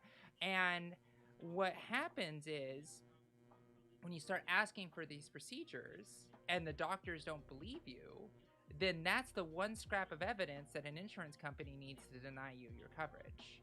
So a lot of times you have to find a doctor that is on your side first before you're even like, so do you support trans issues? Have you ever had a patient get covered by insurance before for FFS or these type of surgeries? And if the answer is sometimes or Nice. no, Good stuff. Yeah, spring cleaning is always good. The doctor is not in my advocating opinion. for the patient to be able to get the insurance that you can get. And that's one of the layers of the not believing piece that exists. And those barriers are very, very extreme. Making me join the NYT newsletter. Damn. I do want to talk about a point really quickly, and then I'll pass it over to Ninetales. So like I said, I have really great insurance. I work for a national trans organization. Like it is an organization that is led and run by trans people for trans people and all of this stuff. And I get really great insurance for a trans person. I still have to go out of network for my bottom surgery, and I had to pay up front, and that reimbursement takes almost a year and a half. So I have to pay up front for those type of things. Facial feminization, if I'm lucky, I can maybe get it paid and covered by the doctors I'm trying to get, but I have to get 2 letters from the psychologist. So now I have to go not only to one psychologist. Damn. Andrew Yang is and then not doing great. Psychologist got to believe and understand what it is, because sometimes psychologists are like, oh, I'm not just going to see you once for one appointment. I don't really have any particular feels. How are the candidates in the race? I don't know as much about them. Someone give me the TLDR. And they're like, oh, you're trans man? I'm like, you want to be? I'm like, no. You know, but because it's like that could be a thing that a psychologist could see. So they may be like, well, I don't. Yang not doing too great. Like 5 or 10 yeah, for real. Sessions. Well, those sessions can cost you $250 a pop.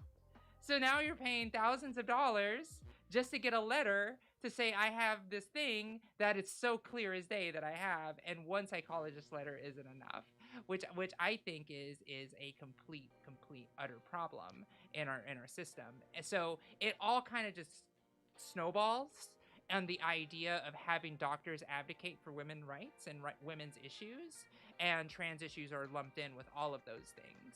And that's and it costs a fortune. I'm putting this here just for a second. To be able to do it. Like if you have infinite money, you can get everything you want, like Caitlyn Jenner or something.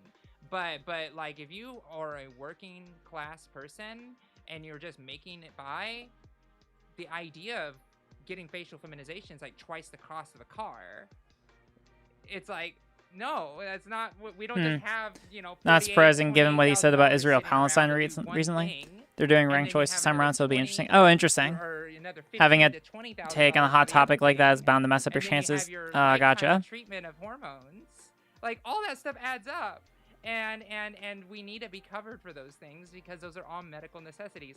I could not imagine if my HRT was stopped. Yeah, it's interesting. Somebody took that away from me. I would be in such a crazy level of distress because it's a medical necessary thing for me. So that's the way doctors should look at it. But anyways, I kind of went on a tangent there. There's like the pros and cons of having like a universal system, and it's like what we're seeing. Okay. It's exactly that problem that we're seeing in the UK, because so the UK having some form of universal healthcare is good, right? Overall, it's good, but because the culture isn't there yet on trans issues, right? The GPs and like the system is so like bogged down that it takes like 3 years to get HRT, right? And like in the US, for example, while it's a huge negative not to have universal healthcare when it comes to trans issues, and basically trans issues only specifically, we have informed consent clinics. What did you want to ask, Amanda? I go in and I go, hey doc, I got GD, and they're like, okay, here's your prescription. You have a question. See ya. I see it. And that's it, and then you're done. Like day of, like maybe you'll get like a blood test, like your first appointment, just to see what your levels are, just to like get an assessment, and then the next day you come in the week later after you get your blood test back, you get your prescription, and that's it. But like they can't do that in the UK. months ago, when we it had comes to a FFS big, surgery, big, what can I learn me more in and regard to Xavier Wolf had dysphoria a big outside disagreement. cis We were talking about having like a single payer healthcare here, it's so and like important comparing that to what's happened in the UK on exactly identify these underlying grounds, as conditions. was her argument against that, and rather having like a more multi-payer system that Yeah, we have now, FFS is very complicated, because of everything you just said. and there So yeah, is it was a a big lot fight. of things But anyway, that I'll go to Nine you could Tails. I was waiting imagine. patiently, and then But Tiffany. yeah, like getting psychologists and things like that kind of make the FSS a little Sorry, I bit had more to light an medical emergency. necessary.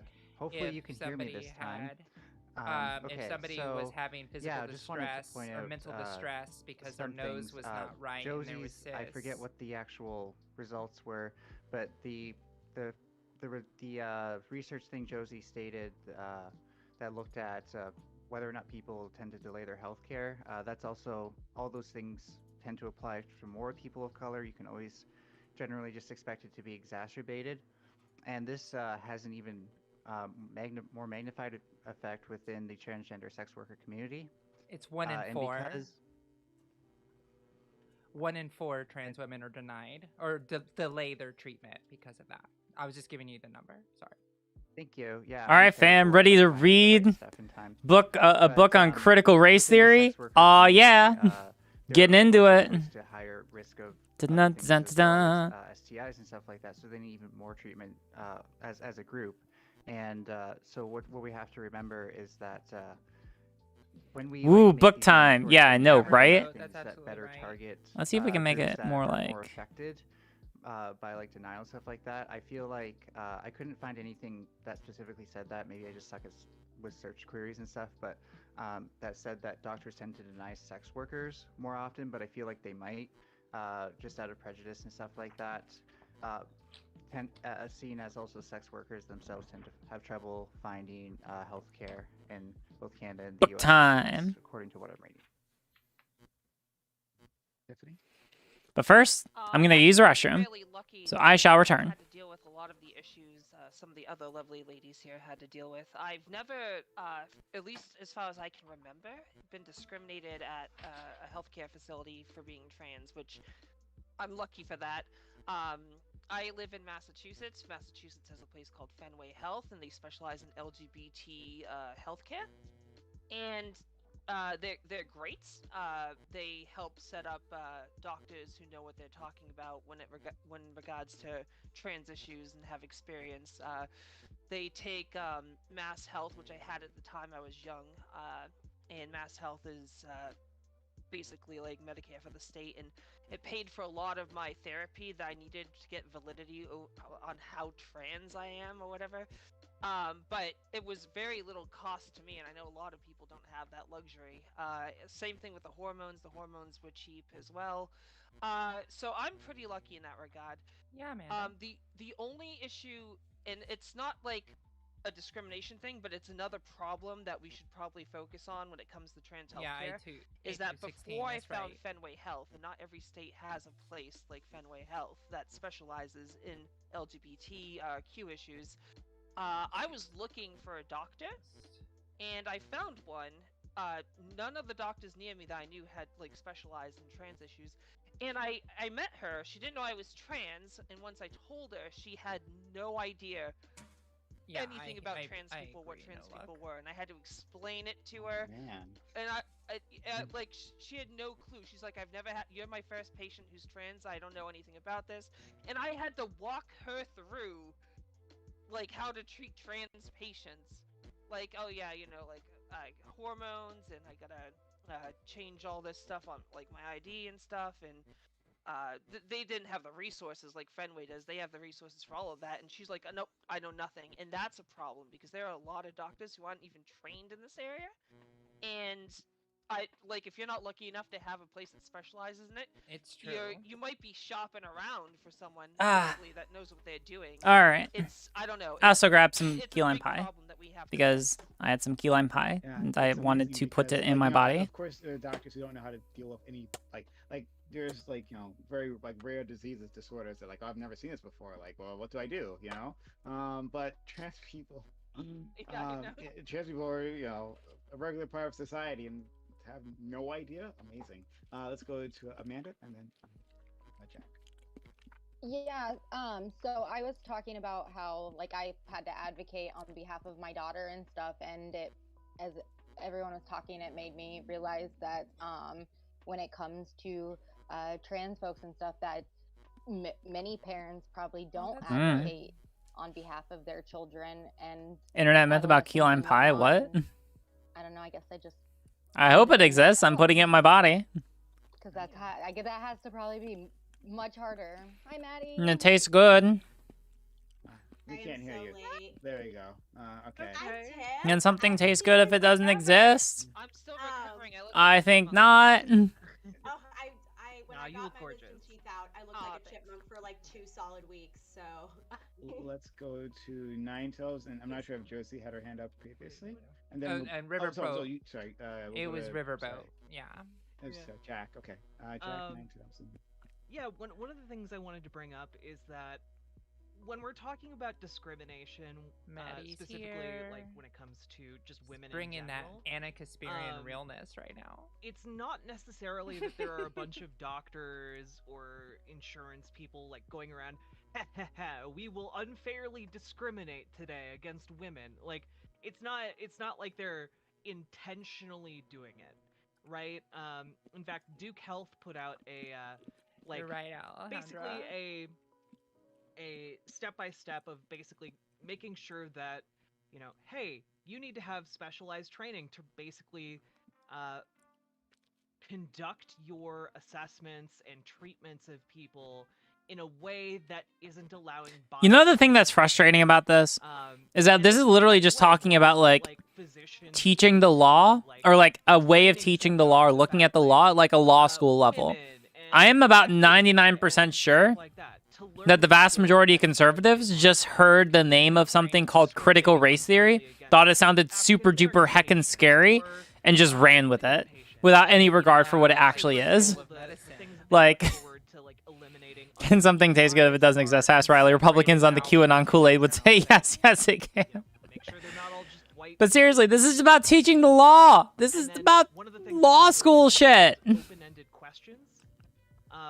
Because apparently if you have questions that have like yes/no answers, you're much more likely to... Like, I feel people just hear critical race theory and they just give it some spooky, ominous background music like, ooh, spooky critical race theory. And they just run with it. Bias into the assessment. And That was a summary of some... other things That was a summary of people opposing CRT on the panel I watched. I just didn't understand it. Yeah, for real. Dun dun dun. Like this is. I'm just reading the introduction. This is how. Like this is the experience of someone in law school. Law school, people.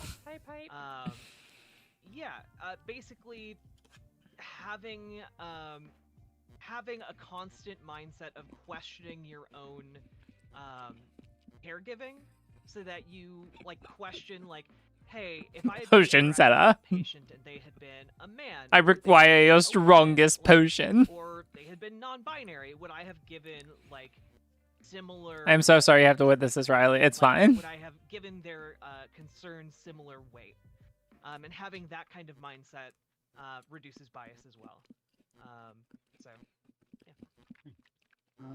Sure. True, Pixie. Thank you for that. I was gonna say something. It was gonna be funny, but I forget what it was. All right, so let's go to. Hilarious. I'm sure. Laugh for me, please. Thank you. Please clap. Let's go to Ninetales, and then Josie, and then we'll let in. Yeah, because basically, like, yeah, because in order to be able to acknowledge keep on saying this a lot of study goes tenets of from critical race theory, secondary you have to to acknowledge systemic racism, and a lot of Republicans will just opt out of that because they're just like, oh, what? Systemic racism? Intersectionality? Psh. Fuck is that? Fuck's that shit? 1 in 2 people wind up having to explain to their doctor, you know, what it's like to be transgender and what kind of treatment they need. Those who reported teaching most often include male to female transgender respondents, 61%. Those who live full-time as their gender identity, 61%.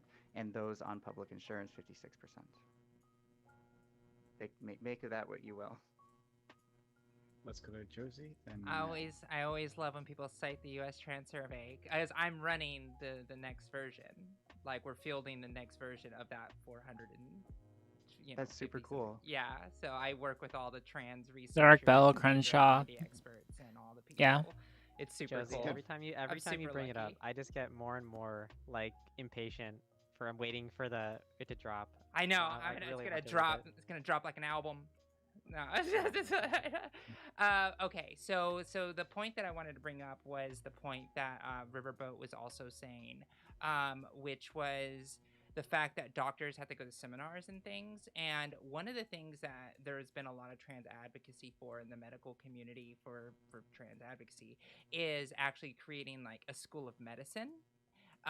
So rather than it being like a separate thing to like endocrinology, you would have like trans healthcare. Like you would go to medical school to be like a trans healthcare specialist, like you would like an endocrinologist or a cardiologist, or and any of the specialties, oncologist and things like that, right?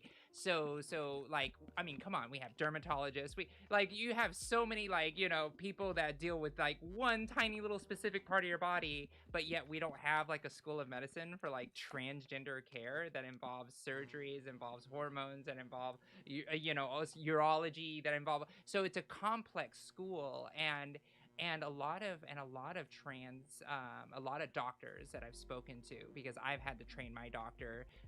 He was a VA, he's a fellow. It was the same experience that Tiffany had. I was like, "You're my first trans person that I've ever dealt with. What do you want me to do to you?" And I had a little notebook, and I'm like, "I want this, I want this, I want this, I want this at 6 months, I want this at a year," and like, all of these things. And he's like, and then the doctor's like, "That sounds reasonable. Let's get you started." I was like, "Cool." But that's not fair, because I had the resources and knowledge and the ability to like navigate complex medical theory to be able to say, okay, this seems like the thing that I want to deal with the most, right?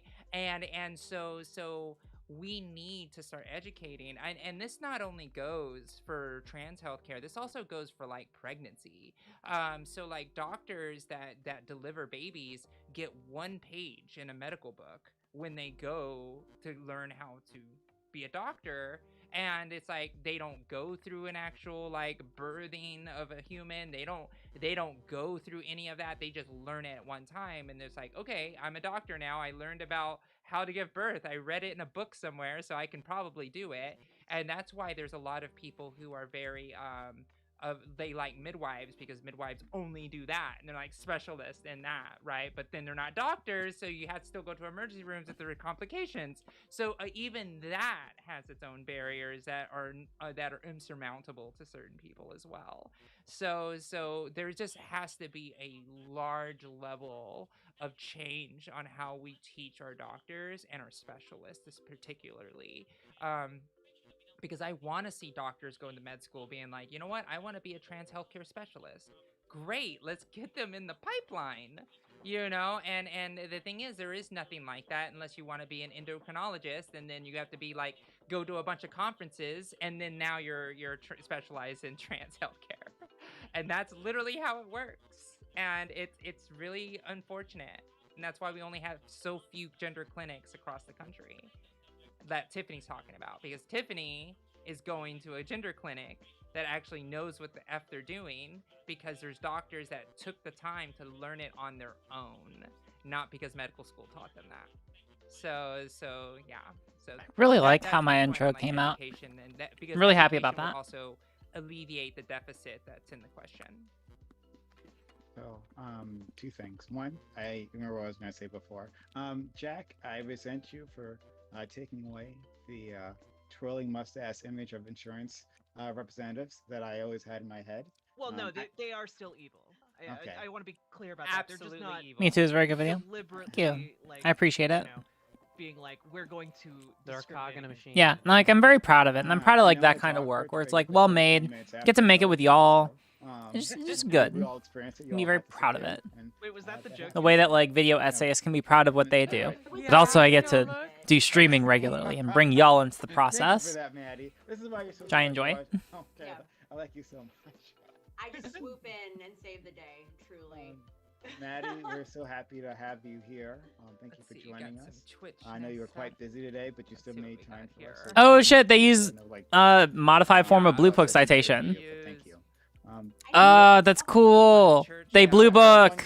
This is a law book. This is a law book, people. They blue book. It's like a very particular legal citation that's only used by legal professionals. Like you're taught it in law school. This is written for law school people. Was focusing in on women being ignored or not believed when they're telling their doctors about like things that they've experienced, and asking if people had something similar to that. So you can introduce yourself and you can share your experiences or whatever. They do get public funding in a lot of ways. Was a little late today. For those of you who live in New York, you already know it's your primary day today, and my little agency is working with 2 campaigns that are in the New York primary. So like I was wearing all kinds of hats today, like getting everything out and organizing stuff and coordinating with the campaign. Like real campaign work is just like a lot of organization. Thanks for the follow. I just don't really know. And spreadsheets. So yeah, how are you here on glad I election night? Don't why aren't you at a party right now?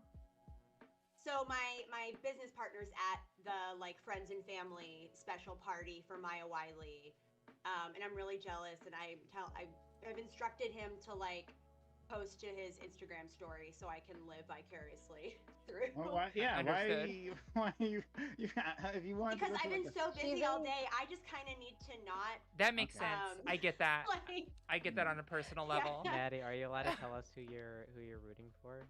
Yes. Oh my gosh. I won't shut up about it. Actually. So I for mayor am a Maya Wiley supporter. So rank Maya Wiley first, and then for district attorney, Manhattan district attorney, Eliza Orleans. But district attorney, yeah, there are a few cool, there are a few like interesting district attorney options for the mayorship. I mean, I liked Diane Morales until all that shit with her campaign came out. I have a lot of close friends that were on her that's campaign publicly and lost their jobs subsidized. because they tried to unionize. Is adoption centers and foster clinics, foster centers, institutions. But like, just don't rank Yang or Adams if you. I'm talking to no one because I think like the polls are close. Yeah, I know, but yeah. Because I've been reading a bunch of posts. As far as I've seen, basically every single New York mayoral candidate, including Yang, is a fucking NIMBY. Literally every single one of them. Yeah. Like no, it's. None of them want to just build more housing. They're all like, I want to get. I want to save the PNGs of a couple RGR emotes for my own emote reference. Don't mind me. More buildings. Well, it's like how go for it. To brag that he like built. He was like, I built so many new units, whatever. But what he did was he like met with his big developer friends to be like, let's build these luxury condo buildings where you only have to sell through like 10 to 20% in order to turn a profit. So they have all these like empty units just sitting there not doing anything, collecting dust, because they have no incentive to like actually build affordable housing. Like in Queens and stuff, and like Brooklyn, I think like the average height of a building is like 3 stories. Yeah, I can see why a lot of people might freak out at this, because this is just talking about the idea of microaggressions right now. Like the density. And conservatives are just like, what, microaggressions? That shit doesn't exist. It's really frustrating. And it's just very hard to have a conversation about this thing when they disagree on like the fundamental issue or like a foundational idea, right? Yeah. The suburb sucks. The only like candidate that really seemed promising in regards to like low-income housing and getting actual shit done was Carlos Menchaca. I was really sad when he dropped out. Yeah, I really love Maya Wiley. I think she's fantastic, but yeah, I mean it's just a lot of people on the left are gonna turn off when you say microaggressions. Wait, a lot of people on the left? You know what? Our work. Wait, what do you mean they're gonna turn off when you say microaggressions? So I might. Well, the people on the left do that. Very little sleep. I think a lot of people on the right would. But I think that a lot of people on the left kind of understand the idea of microaggressions. Or at least that seems to be the case. You know, like, there are certain things that we may not consciously be aware of, but that, like, you know, there could be, like, small acts that are, like, individually racist or transphobic or whatever. which you don't intend to have a negative effect, but which are informed by like your own preconceived biases that end up having that effect, right? I don't think that many people who identify as Dems, maybe online. Really? I think a lot of people broadly would. Everybody on the right would probably would. Maybe a fraction. Wait, what? You think more people on the right would agree with the idea that microaggressions exist? It's fine to talk about microaggressions if we just don't caught them. Only taught to law students in the USA. Well, I mean, like, this is opening with like a discussion. Like, this is literally like the introduction, you know? Yang got blew the fuck out. Like, it's kind of like just prefacing the idea of just like microaggressions exist, you know? Like, we're in the literally called the introduction. That tracks with my understandings of other people's understanding. Really? That is weird. I would normally think that like people on the left or like more progressive people would be like, I think more people are receptive to the concept conveyed by what a microaggression is, but the word that turns the left brains into soup, microaggressions are a leftist idea. That would be my idea. Everyone on the right says it's bad. Most people who are Dems in the real world are going to think it's crazy woke stuff, as that's how they're introduced with it. I guess? I don't know. Then call them something else, right?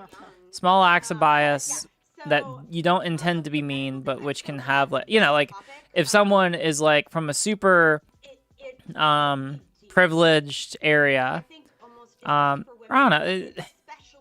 Like, y'all, have you ever seen like an example where someone talk to an Asian person and like make some kind of like a side comment that's like, oh, you must be so smart, just because they assume that they have like this preconceived bias that like Asian people are inherently smarter or whatever. Like that would be a microaggression, right? Like that's an example. Like even if they don't really like mean for it to be anything mean, it's kind of like the idea that like, you know, we shouldn't, you know, like we end up sometimes doing certain things which are informed by our biases, which we don't necessarily intend to come off as like mean, but you know, like they're a reflection of our biases. Everyone knows what a backhanded compliment is. I don't know why we don't talk about things with that as a phrase of choice. Because it's not always a microaggression, right? Like usually the way, because I mean, like it's not necessarily just a backhanded compliment. You know, it could be like, if you look, here, I'll turn this on a little bit. It could be like, you know, if you look in some way not white, and someone asks like, where are you from? And then you answer, you'd be like, oh, I'm from like down the street. And then the other person is like, no, where are you from? Right? Like it's a neutral question, and they probably don't mean anything mean by it, but like they're assuming that because you're not white that you must be from another country, right? Like that would be a microaggression, right? It's not mean, it's not mean-spirited, but like descriptively, it's just like a like it's a comment or some kind of action which, you know, is probably to some degree informed by your own biases, right? Microaggressions are interesting. A lot of people could easily agree that they exist, but they probably disagree as how to address them, IEP or otherwise. No, all right, that I think that there is. I think that's meritable, right? I think that a lot of people don't know how to deal with them. I usually categorize it in the same way that I think of like intentional versus negligent harm, right? Most people who do microaggressions don't intend to cause harm, but I would say, you know, to some degree they cause harm. So it's good to just like educate those people, be like, hey, that's not cool for whatever reason. And then just like ask them to apologize. And then once they apologize, then let that be, right? Like that seems like a way to handle it. But like if someone is like kind of intentionally like trying to be racist, then that's probably, you know, we can be like more punitive there, right? Because it's like, all right, you know the reason why you're saying what you're saying and you're like trying to cause harm, then okay, like, you know, we're not going to punish you like a ton, but like there it's like, you know what you're doing. You know what's up. Although I feel like in the vast majority of the time, they're usually just like comments from a place of ignorance or negligence, right? So usually like the vast majority of responses, in my opinion, is just like educate the person and then be like, hey, like, well, you begin with educating the person, then ask for an apology and ask that they don't do that thing again, right?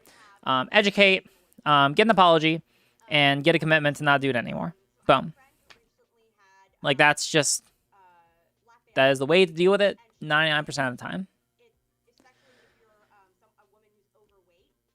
like it's a bit shitty of them, basically, because if it's on purpose, if it's negligence, it's probably not in bad faith necessarily. Yeah.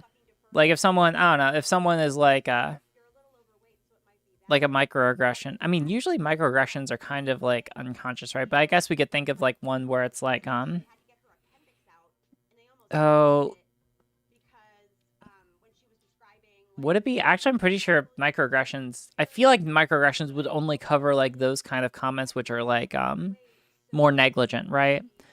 Because like if we have like those same kind of comments, but people know what they're doing, then it would just be like racism or transphobia or homophobia or whatever, right? Like I'm pretty sure it would just like evolve to like, all right, now you know what you're doing, so it's just intentional bigotry. So I feel like, so I can't imagine a circumstance where we would have like a microaggression where the response should not be inform them, get an apology, and get a commitment to not do it again, right? I can't think of a circumstance where that wouldn't be the case. I think a lot of people just act without considering how others take it. Flipping the script might be the best teaching tool. How would you feel if everyone walked up to you and asked where you're from just because you're white? Yeah. I'm pretty sure a microaggression requires that there be a lack of intent to cause harm. All right, then yeah, they're just like small little negligent actions, right? Like there's a harm. It's a small harm, I don't know. Difference between punching like giving someone like a bump in the arm versus like shooting them in the chest, right? Like sure, there's harm in both instances, but one is clearly worse than the other, right? So like, if you accidentally like do like engage one of those kind of actions and someone is like, hey, no, that's not cool, then just be like, apologize and say that you won't do it again, and then actually don't do it again, right? Like that should be the entire response. So like I agree, if people make it into anything more than that, and that's not cool, because we shouldn't be like so hard on people who like accidentally cause harm and don't intend it, right? Like we want to make more room for people, to like make mistakes and grow, especially because like, I don't know, if we want to use trans issues as an example, like even though we, as evidenced by the panel, we talk about it all the time, but like IRL, most people like have like a very, very surface level understanding of it. We want to be able to create room for people to be able to like grow and learn, right? Yeah, just, I don't know. That's probably, but yeah, like microaggression, I don't know. I don't feel like this is like a super controversial subject, right? Like we can all think of examples where this happens. It shouldn't be that big of a deal, but like descriptively, it's important to acknowledge that like these are things that do happen. I got my first pelvic exam for birth control, and of course, pretty nervous and whatnot, and get undressed, and doctor comes in and sits down and pulls up the blanket to get a good peek under there, right? And he goes, this looks really nice.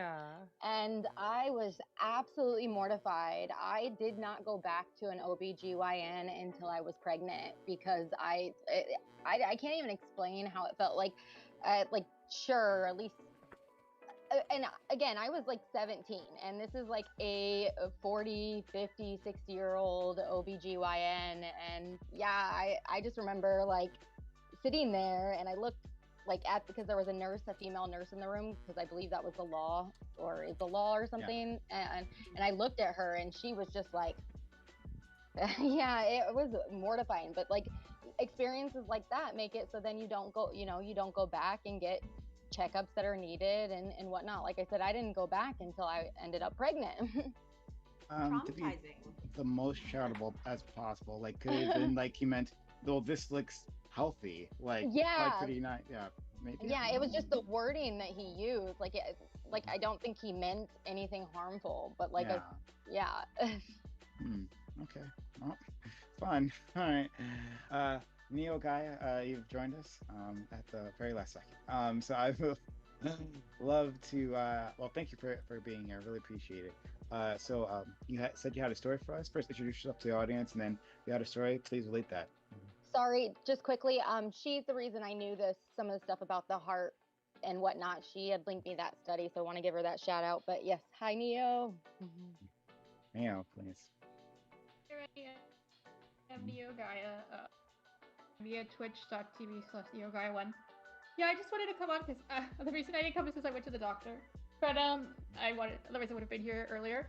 I just had a story, yeah, because the topic that is obviously doctors, the medical system discriminating against women. That's definitely happened to me. So prepare yourself. This is a whopper of a story. So when I was 24 or late 23, something like that, I started having chest pains. Obviously very concerning, right? And so I went to my doctor and I was like, you guys, like, I was like, I've been having, like, I had chest pains and I've been fatigued for weeks and, like, this is disturbing. Like, can you please check me out? And you know what the doctor said? It's just stress. Like, he just completely dismissed me and was like, oh, young women don't have heart attacks, like, basically. So then I just was like, oh, well, the doctor said that I'm probably fine, But then I got a little better, but basically for the last 7 years, on and off. Not that often, but sometimes I've had chest pains. And I've been through this cycle with 4 different doctors. And so, like, 2 of my primary care doctors, who are men, didn't listen. I got another doctor, and I was like, yo, you do my physical, and I'm pleading my case. And I'm like, I've been having these chest pains, like, that's not normal. They're like, okay, well, whatever. They're just dismissive, basically. He was just dismissive. And then finally, just at the same clinic, it's just the guy was gone one day, his day off or something, and I had a woman doctor. And finally, I was like, every time I went to the doctor, I was like, I keep saying, and no one listens to me, that I'm having, like, chest pains, like, a few times a year, that, I don't know, someone should check this out, right? Like, I'm clearly not dying, but, like, we should probably do something about this before I just have a heart attack and die, right? So, finally, just, like, happened to get a woman doctor, because my male doctor's not there. He's like, oh my god, let's do an EKG. Like, it's like, oh yeah, why did the first doctor do an EKG? Like, that's such a basic thing, right? And she did the EKG, it was fine, she didn't find anything. So I was a little demoralized, because, at this point, with the third doctor, with the woman doctor, we're talking about, this is like 3 or 4 years into this. So I was just like, oh, I was like, well, they didn't find anything. But then, one day... Why is my camera stuck at blue? Oh, and then, okay, so it's not just, their doctors are not just like, obviously, they're part of society. Like, this bias comes from other people. Like, I remember I talked to my ex-partner, a guy, and I was like, this has happened to me. I can't believe these doctors don't listen to me. And he didn't really listen to me either. And then they would talk with my family. They didn't. They were like, oh, you're probably fine. You're a young woman. Like, this is probably nothing, right? And I'm just like, so just got no support anywhere. And then one day, I got lucky, like, 3 years ago. I got a letter in the mail from some hospital that was like, oh, like, would you be interested in joining a clinical trial for women with unexplained heart stuff? I didn't end up joining it, but I, like, kept the letter, and I was like, finally, someone, I guess they got it, because they got it for some reason, that, like, they found out, that I had reported chest pain or something.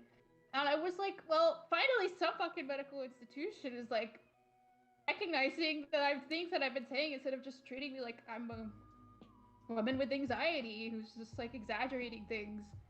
Anyway, fast forward to this year, I got a new woman doctor. Messing with my And lights. she I'm finally sure referred that's me to a super distracting. cardiologist who I convinced to do several tests, but because he didn't find anything right away, which I didn't expect him to, because, like, I don't have any of the usual, like, high blood pressure, high cholesterol, anything like that. I was like, oh, I didn't really expect him to find anything on the first couple tests, but he straight up told me, like, oh, it can't be your heart. Like, he did all these tests. He's like, it can't be your heart because chest pain doesn't last more than a few minutes. I'm just, doing my Google WebMD stuff. Know that there is chest pain that can last, like, a long time. It's just, like, a newer thing they're learning about. And anyway, so that was the last time that, not this doctor, but I went to, like, the cardiologist. Like, so anyway, so it took me, like, 6 years to convince someone to refer me to the cardiologist. And the male cardiologist was like, oh, like, just didn't present like an old man or a middle-aged man or, like, someone with typical heart things. So obviously I'm not a doctor, I don't know, but I'm like, it was just it's just very demoralizing. Like, it's just been a whole thing where it's like, yeah, I don't know.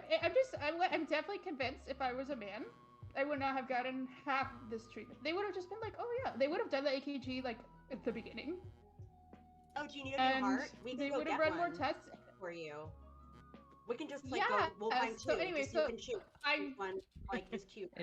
Is Maddie like Like my harvesting current hearts? doctor, she's pretty sympathetic, so I'm looking forward to going to my physical. But just that like her she thing doesn't, now? she's not a cardiologist, so she doesn't know That's what pretty to do. Like interesting. so, like anyway, but I just have to be like a superhero advocate for myself. And I actually remember I saw like a few years ago, there was a segment on John Oliver about this, about how doctors just totally dismiss women's heart symptoms and how they were looking to die, and then like from heart attacks than men. And like, even though I think men are more likely to have heart attacks, but women are more likely to die from them because doctors don't listen to them. What's I gonna say? Oh yeah, so I saw John Oliver's segment. Basically, it was like, oh yeah, women doctors don't listen to them, and then it was like someone mentioned earlier, if you're a woman of color, it's even worse. Like, I'm pretty light skinned, but my name is very, very Spanish. It's a very Hispanic name.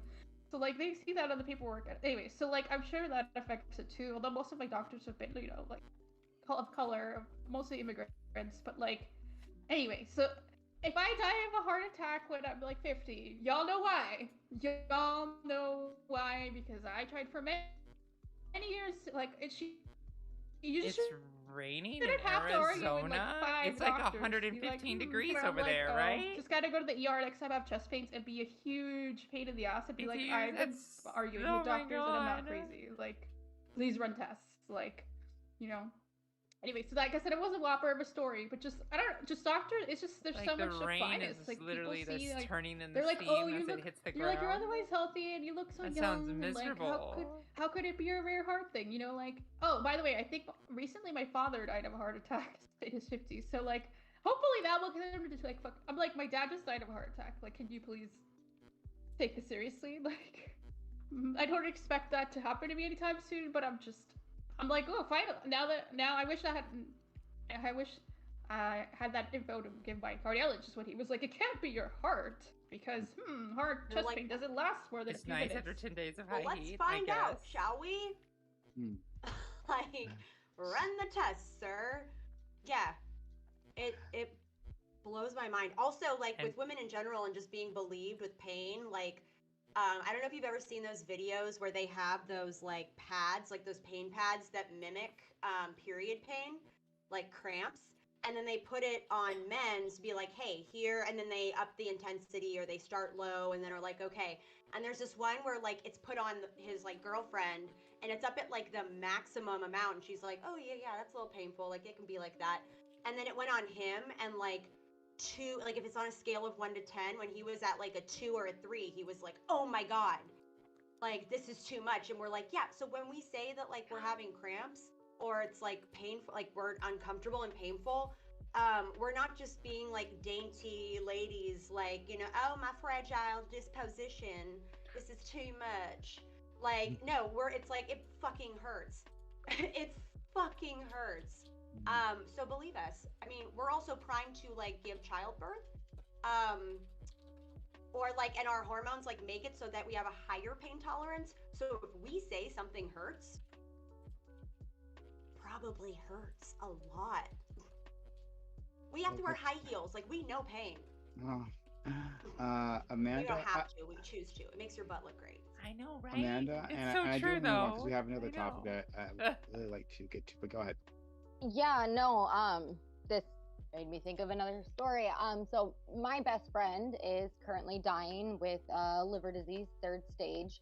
And this started years ago with her going to doctors in the hospital and whatnot because of pain, and they wouldn't take her seriously. She ended up getting like coded as a because I don't have a uterus, like person trying to get pain meds, and so like anytime she went to the hospital or the doctors, they just completely dismissed her. So she, to deal with the pain, started drinking, and now she's a full-blown alcoholic with stage 3 liver failure, and she has less than like 7 months to live now.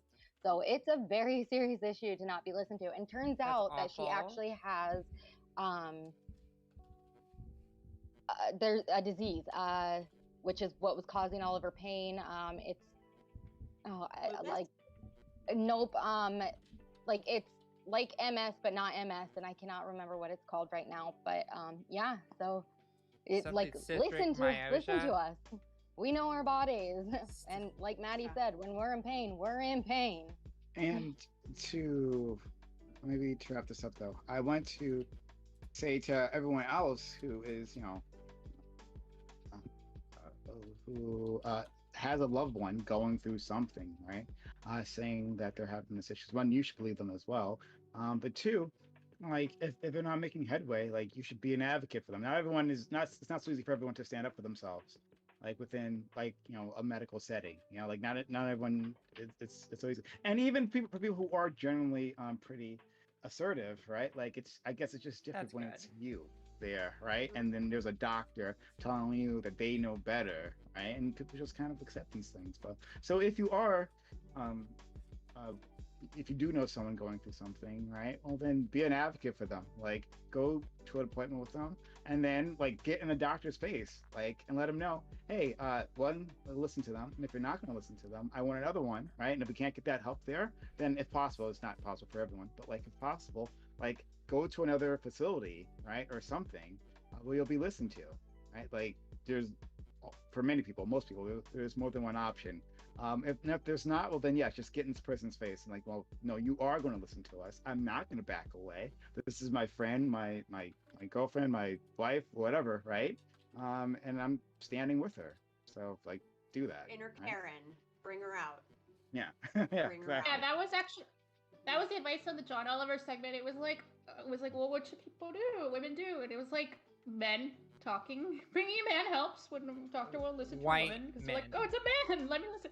And especially white. Yes, exactly. It's like white men especially really helps. If you can get a white man to come with you, that's ideal. Yeah. But if you trust me, you can make enough ruckus. Well, even if you aren't white or a man or like any of those things, you can make enough ruckus. All right, like just get in someone's face, like, and don't back down.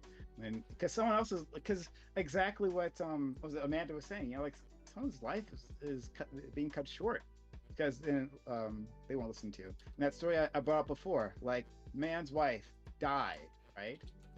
And like he knows now he should have gotten in her face, but like now this child's going to grow up without a mother because like the doctors weren't forced to listen to what was obviously happening, right? And all they can say later is oops, right? So okay, let's go on to the next topic, and thank you all for joining us. All right. The tactic of gun rights activists is to say that if women were armed, they would be able to better protect themselves from abuse from men. Is there anything to this argument? Do you believe that having a gun in the home would make a woman safer? If not, what could women do to ensure their physical safety? So yeah, this is like a big thing you are constantly hearing from the gun rights side, right? It's like, well, we do this for women, all right? like if everyone was armed, then assaults would be a thing of the past, right? And like this is the perfect force equalizer, right? Like more weapons within the environment will make women safer. It's interesting though, these people are in the Republican Party and saying that is fascinating to me. All right, so I just wanted to see what your opinions are. Jack had to step away, Amanda had to step away, so we'll start with Josie. Okay, so I'm trying to pull up the actual research, but you want us to wait? No, well, I was gonna take a look real quick, but I can, but no, it's okay. So when you look at gun deaths and gun violence and the things that so right now, men majority are the people who own guns, and if you look at the suicide rates or the suicide attempt weapon of choice of men versus women, you'll see that men use firearms, and therefore when men attempt suicide, it's more likely to stick because you're using a weapon. So if you have access to a weapon like a gun, it doesn't matter what gender you are. If you have something that you want to take your life with, you're probably going to reach for the gun rather than the bottle of pills. And so that's kind of how that works. So statistically, right off the bat, you're going to increase the success rates of attempted suicides of women if they have more guns in the home. There's also statistics that do show that if you own a gun, you're more likely to have a gun accident. You're more likely to shoot somebody that you don't mean to shoot. And the last thing we want are more untrained civilians taking guns and using guns for that way. Now, another thing to think about is that if women were encouraged to carry weapons all the time, then you also have the narrative that women are more in danger in public spaces by aggressive men, things of that nature, and things could escalate very quickly in a way that could cause more women to be imprisoned for trying to commit self-defense, because it's like, wait, this woman killed a man? Well, we're gonna go ahead and support the man that got killed. And then it's like, well, you shouldn't have been drunk in the streets. Why were you carrying a gun?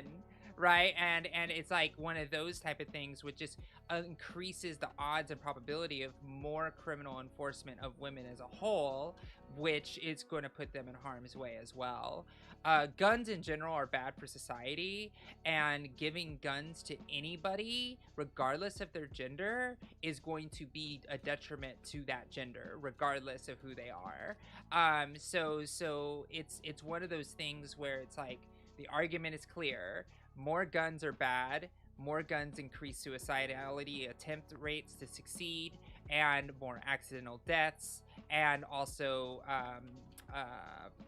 children are more in danger as well. So more guns in the homes also give access to guns for children, which could also increase school shootings. So it's just so many. You could go down so many lines of reasoning that just shows that more guns is always bad, and there are so many disadvantages that exist for giving people more guns for the one maybe advantage of you being an action hero one day.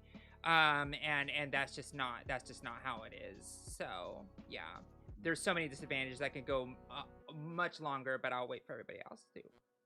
Sure. Okay. All right, Charlotte. We're going to go online, Neo. Okay, this is interesting. This touches on like the whole storytelling element. A final element concerns the notion of unique voice of color, coexisting in somewhat uneasy tension with anti-essentialism. The voice of color thesis holds that because of their different histories and experience with oppression, Black, American, Indian, Asian, and Latino writers and thinkers may be able to communicate to their white counterparts matters that the whites are unlikely to know. Minority status, in other words, brings with it a presumed competence to speak about race and racism. The legal storytelling movement urges Black and brown writers to recount their experiences with racism in the legal system and to apply their own unique perspectives to assess law masters' narratives.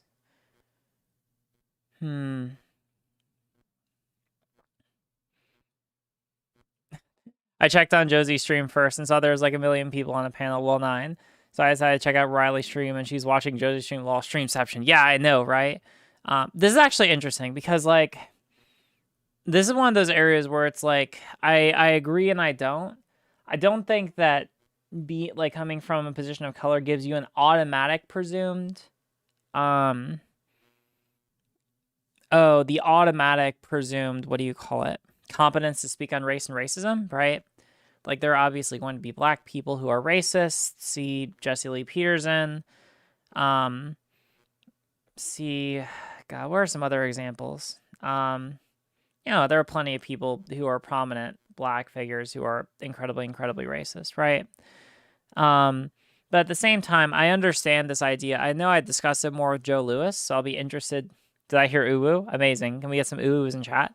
But at the same time, like, I understand the idea that basically, like, there are things that someone as a person of color is going to be more likely to know that someone who is not a person of color may just overlook, right? Like, I get that because that tracks with my experience being trans, right? Like, my experience being trans, like, there are lots of people who are cis who know a lot about trans issues, but may end up just not being aware of some things because they don't have that shared lived experience, right? So it's not so I think like I think that like if I'm taking this as like if I am taking this to be consistent with that, like it makes sense. I think it's not necessarily that there's a presumed automatic competency with speaking on like issues relating to an aspect of your identity if you belong to that identity, but rather that it's more likely, all else equal, a black person is probably better able to speak on race issues in the U.S. than a white person. Yeah, I think that's a good way to put it, right? And I think that all else equal, a trans person is going to be better equipped to talk about trans issues than someone who is not, and so on and so forth, right? Like I think that that's like the key there. It's like all else equal, you know? Because like there are some incredibly smart people who do not belong to those groups who are able to speak decently competently on them. And then there are also some people who do belong to that group who are incredibly incompetent, right? And I think that that's the thing to keep our eye on, right? So like to that extent, I agree. That tracks. And it makes the storytelling element make sense. But you know, like obviously like Jesse Lee Peterson gets up and tells a story about how much black people are terrible or whatever. You know, we shouldn't really assign that any charitability just by virtue of the fact that he is black. Does that make sense? But many of whom live in rural areas and will not willingly give up their guns. Studies show that 50% of these people. I think the operant term here is presumed, and the presumption can be reversed. With a presumed competence. Maybe. I guess it depends on how they're using presumed here. America has a bad problem with guns doesn't mean that we should advocate to get rid of them. And most of these people happen to oppose my will. I'm not sure, but I don't think that I would even go that far, right? It's not even necessarily about a presumed likelihood, right? Because that means that you're going to be likely unless proven otherwise. I think it's more that you just have a higher likelihood of being competent. I think that that's the better term that I would go with, right?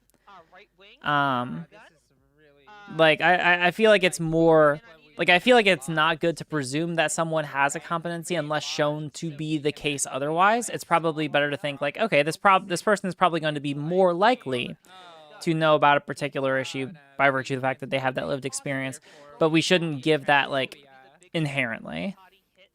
That's probably like safer, right? Because it feels weird to just like assume that's I don't know. Like I know plenty of like trans people. Fuck, I've dealt with a lot of trans people who don't know a lot about like gender theory, right?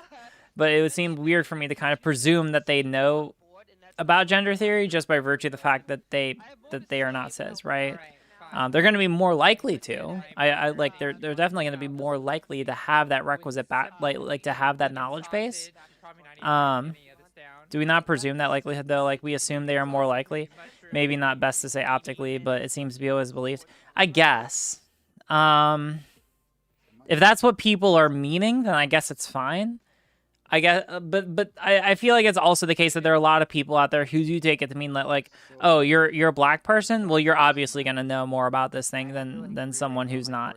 I feel like that's how a lot of people do end up taking it, you know, especially like a lot of like, I don't know, like mainstream Democrats or like libs or whatever. I'm using libs here to refer to people who are generally like pretty woke or progressive, but don't actually know a lot about their positions beyond the surface level understanding, right? Like that. I feel like that's not an unconventional mentality, right? Well, I don't think it's necessarily understanding gender race theory, but they are competent to speak about their lived experience. Well, yeah, but there's a difference between talking about someone's anecdotal lived experience and making that apply to a larger group beyond just their individual experience, right?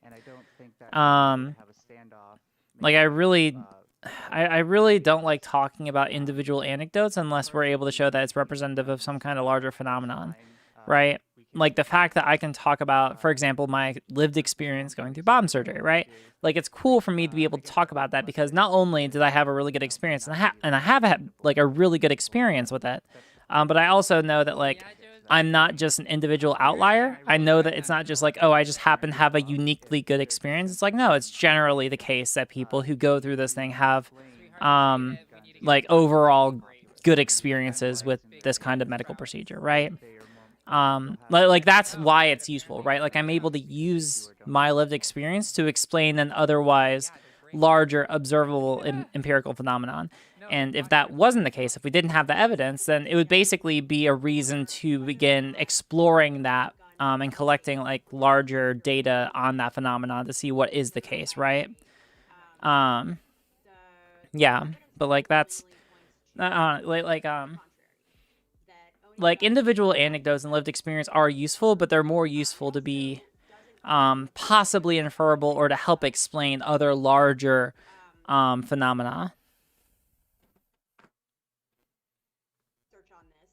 And you have just as much of a chance to prevent harm Yeah. in an attack to your person, your body. Prepackaged food with is things expensive, like but we're pepper bougie spray. as hell and we like vegan. Then you do How much racism is there in the world?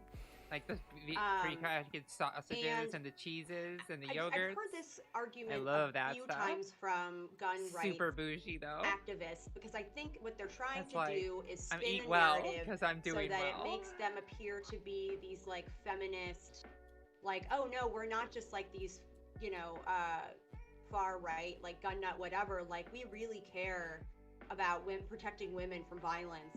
It's like, but if that was true, then you would also support harsher laws to prevent men with histories of abuse and domestic violence and Red like flag making violent laws. threats. You Red would flag laws you are would support super laws that are important. preventing them from owning guns. I mean, just a month ago. Also, I just randomly remembered this. Can we talk about this meme? This is a great meme. 10 out of 10. Would never call you a slur on Xbox. Always knows exactly what slur to call you on Xbox. Ends every argument with read theory. Does not read theory but will explain theory to you. Gets angry when called a simp. Feels proud when called a simp. Claims to drink respecting women juice. Only drinks respecting women juice if hidden in a travel mug. Allergic to respecting women juice. Would never. I don't know why. That just makes me giggle. Was quoted as saying, Especially like pretends to drink respecting women juice. Only or drinks respecting women juice when hidden in a travel cup. So buy good. enough weapons and ammunition to end the lives of, I think it ended up being eight people. So it just rings hollow for me. And I do agree with Tiffany though that I don't think it's a realistic expectation for the United States to like push to ban guns, because I don't see that happening like culturally. But what we can do is prevent abusers, particularly people who have a history of violence against women. We can prevent them from getting weapons that can kill as many people as possible as quickly as possible. And then obviously have stricter rules about like private sales and other things so that we can ensure accountability. But like the notion that gun ownership would somehow protect women from violence is like Red Charlotte said. I almost said Good Charlotte. Like Red Charlotte said, like it's just an empirical like fact. Like it's not debatable. I don't remember how Wow, many people Liv, died I'm in glad that. you're okay. I don't remember how many people particularly died in that massacre. But 8 sounds about right. 8 seems to be the threshold. In a Yeah, I'm US, not really into gun massacre. culture. I can't play. We can hear you, Jersey. Oh, sorry. Yeah, 8 seems to be the level that it triggers like national media. Oh, 8 people have died, not 6, only 6. But like now we'll send cameras at like 8 deaths, but that's only for now. It keeps slowly going up. Exactly. You know? It's only for now. Pretty soon, you know, 10 people won't even be the evening news. Won't There's be a mass something- shooting yeah, unless there- there's 100 people involved. There's literally something wrong with Americans' brains. Like every other country in the entire world, it was like there was one shooting and it killed like 5 people, and they were like, "That's it, we're done." And then like here, we're like, Florida, 50 people, Las Vegas, like 150 people, San Bernardino, 18 people, like boom, boom, boom, boom, boom, Sandy Hook, 26 fucking toddlers, dude. Like, yeah, I knew like it would take a decades and decades and decades of political effort to change people's minds in this country. Good, after Charlotte. Sandy Hook, What was and Charlotte nobody saying? gave a Sorry, fuck. I'm Like, reading. 26 kids get their fucking brains blown out in a school where they're supposed to be safe, and people are like, no. Then like there's something broken in like within people's heads. Also, I would like to Absolutely point out agree. that I was in the building when. Yeah, I mean, like, I don't really care about reading theory. I don't know. Y'all knows for me. It's not like I sign on to socialism, right? Also, yeah, I don't know. Like, I agree. You don't need to know theory to advocate for the ideas. Let's go to Neo and then Jack and Amanda. Yeah. In terms of tenets so far, we have ordinariness or the presence of an underlying status quo, interest, convergence, social construction, radicalization and its consequence, unique voice of color. Yeah, basically. That's where we're at. I mean, it's pretty solid. I don't really disagree with that. I mean, like, we can talk about the unique voice of color, but yeah, like the social construction, yeah. Interest convergence, like, yeah, as long as you don't take it to be like, oh, white people secretly want racism. I think it's more like, you know, since they implicitly either are not harmed or in some way benefit from the structures, they're just disincentivized from doing anything about them, right? Which I do think is true. Like, I think that, like, when, like, people in society don't really tend to care about social issues until they have, like, a, like, for the most part, people don't tend to care until they are in some way implicated in the by the issue, right? Like a lot of people, I'm willing to bet that before a lot of people who found out that they were trans, like before they found out that they were trans, they probably didn't care as much about trans issues in the legislatures.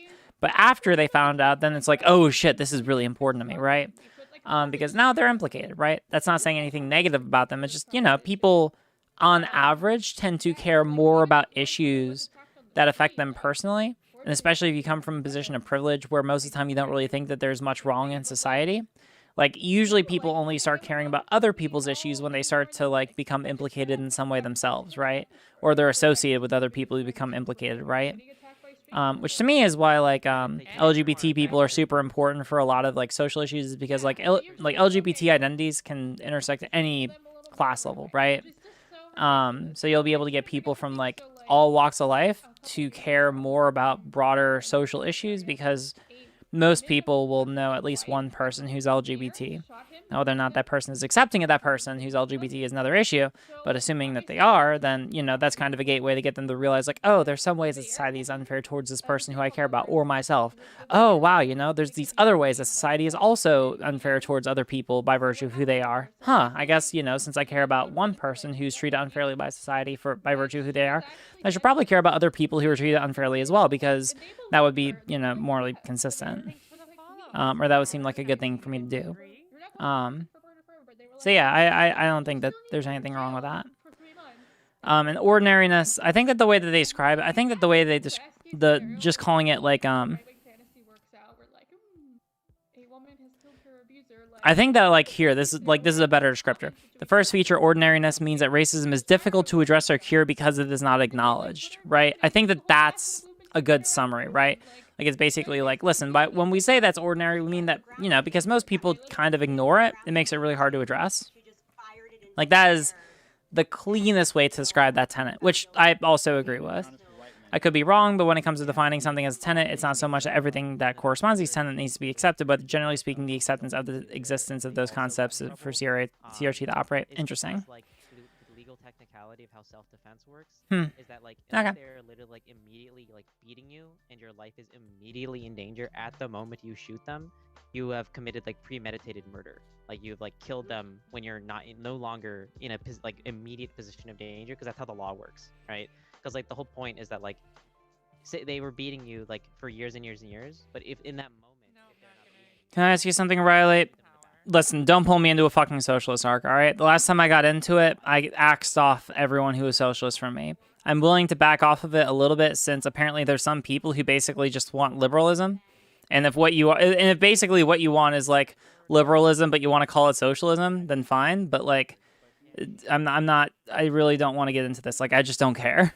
I really just, I cannot stress enough how little I care, outside of the fact that there's a lot of people who identify as socialists who really want to advocate for mass violence against the rich, to which point I do care about, because I don't want those people associated with me. Beyond that, if you want to, like, advocate socialism, but basically you just want, like, worker co-ops and liberal democracy, then, like, okay. I don't know why you're socialist there, but that's what you want, go nuts. Just don't advocate for mass violence. Otherwise, I don't really care.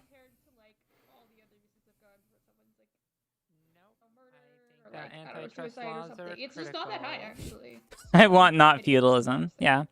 Oh, and I had one more thing to say. Just sorry, because Tiffany did bring up this point. I have to be clear. And they the need to be Second strengthened, Amendment actually. is not.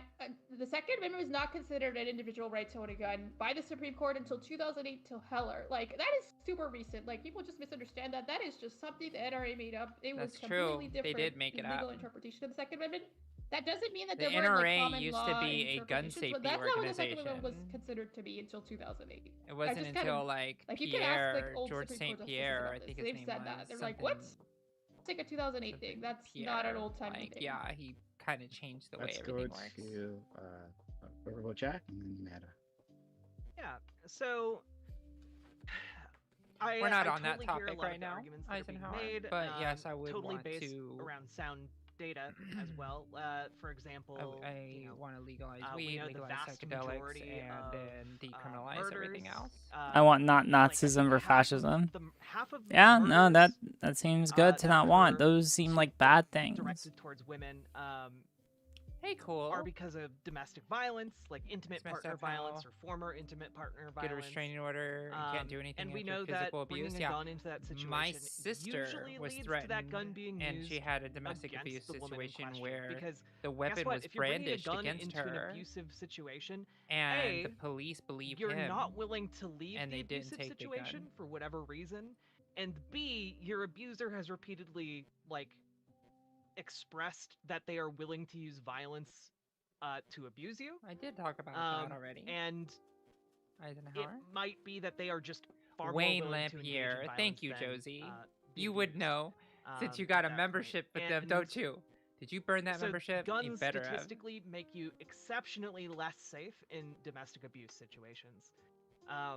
And to kind of echo Red Charlotte a little bit here, like if you're considering going out and getting a gun to defend yourself from domestic abuse, I would highly encourage you to instead just get out by whatever means necessary from your situation, and don't be going back with a gun.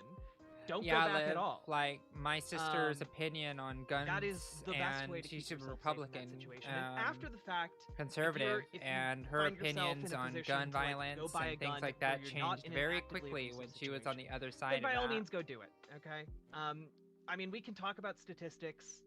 Having Okay. a gun makes you statistically less safe in your home.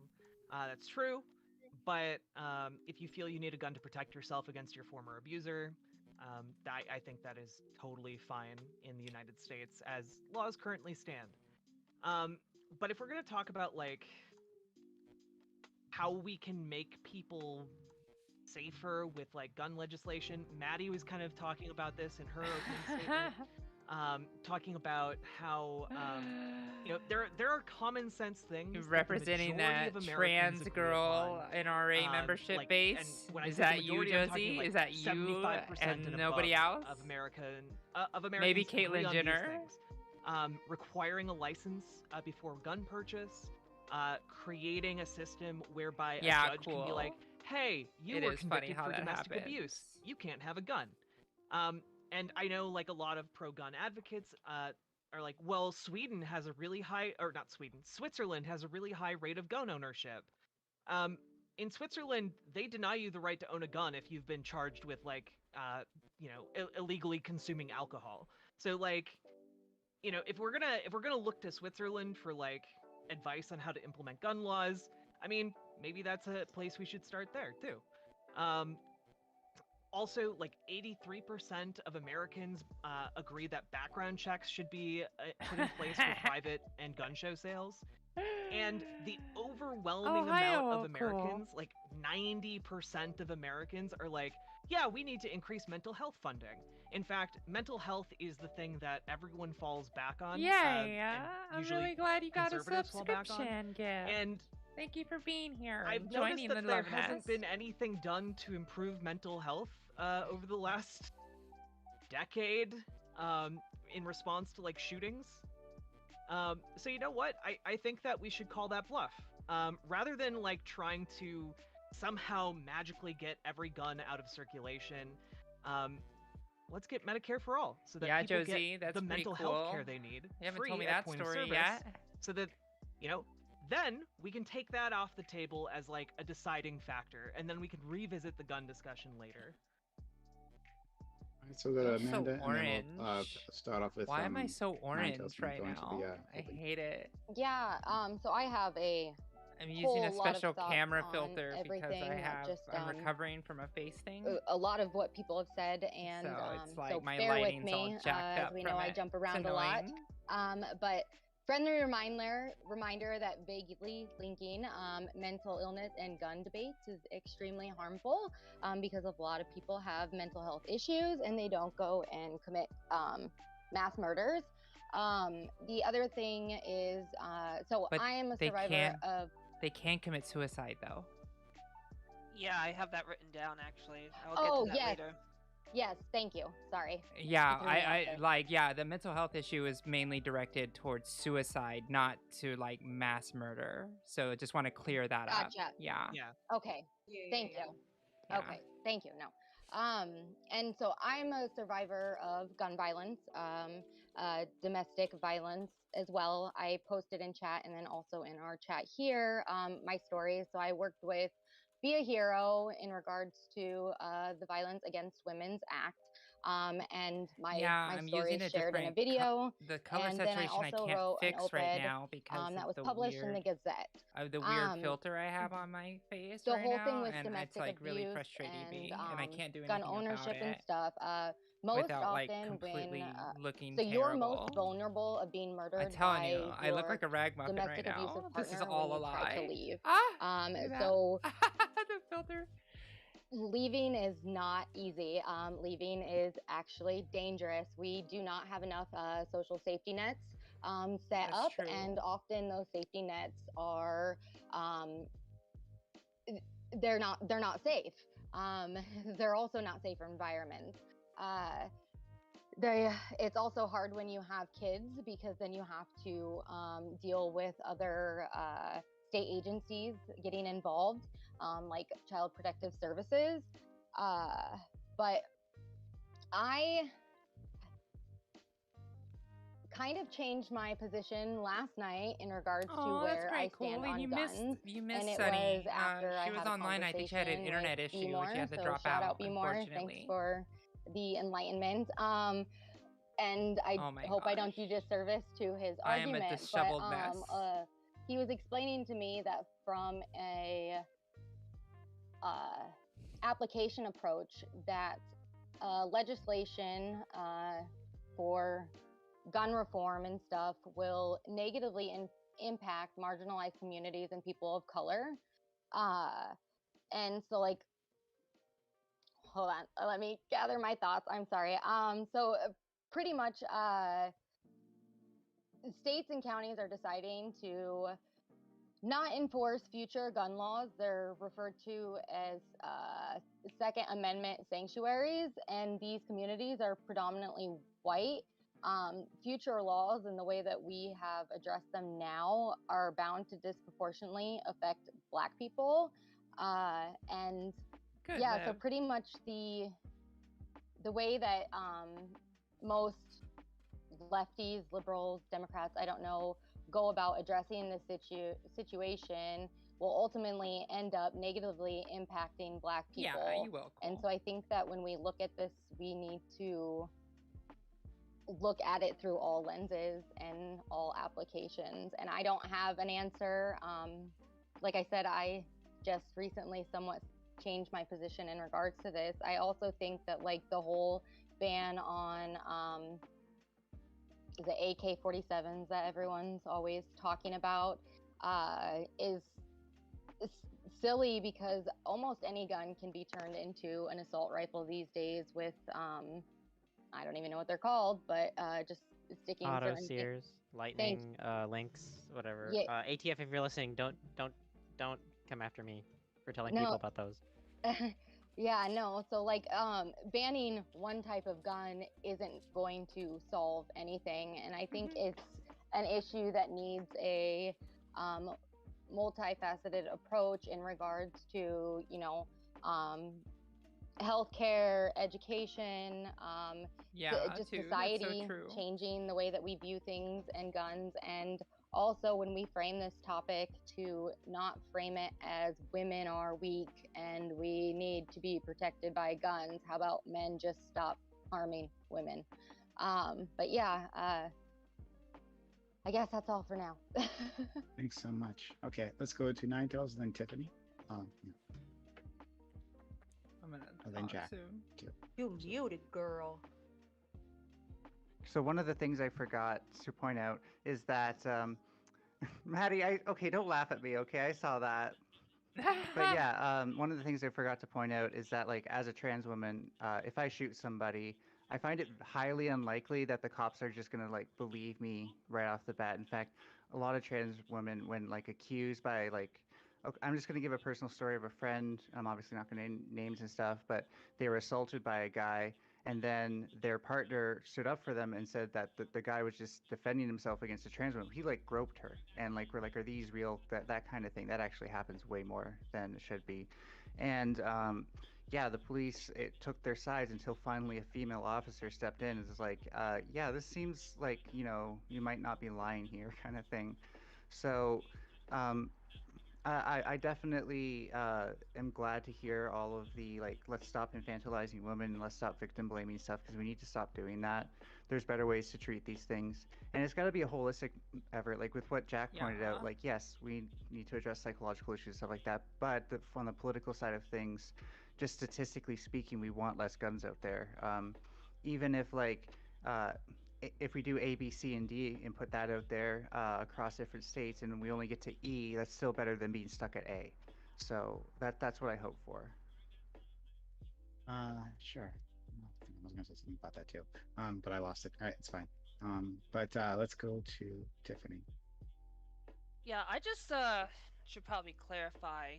Like, I agree with every single one of the people here. I agree with Red. I agree with Nine. I agree with Maddie. I agree with Josie. I agree with everyone. Like, I've done the research. I know all the same things you keep bringing up about suicide rates and domestic abuse. And if I could eliminate guns in America entirely with, like, the snap of my fingers, Thanos style, I probably would. I'd take that opportunity. However, despite all the studies and statistics, guns aren't going anywhere anytime soon. It's impossible at this point. That being said, I do want to mention that I am all for comprehensive gun legislation and regulation to protect as many people as possible, despite living in a country of guns, such Tiffany's pretty such as not being doomer-pilled allowed on to this. sell to mentally unstable people or people who have a history of violence, especially domestic abusers. To have a better, more thorough background check, all better training, like better training on how, not just how to use the gun, but when to use the gun to limit accidental deaths. There are people who will fire the guns in their home and kill a loved one, mistaking them for an intruder. So we should limit that. I'm all for stuff like that. Still though, if guns aren't going anywhere, then I would prefer that most of them not strictly be in the hands of the right, who are often the perpetrators of domestic terrorism and mass shootings. I'd rather have them in the hands of people who align with me ideally and morally, you know, leftists. I trust any of you with a firearm over any righty that pops in these kind of panels. So that's my take. I hope you do realize we can't legislate that, though, right? That's impossible to legislate, having guns only for people with left-wing views. No. I never said that. I said I just wanted to make sure you're consistent.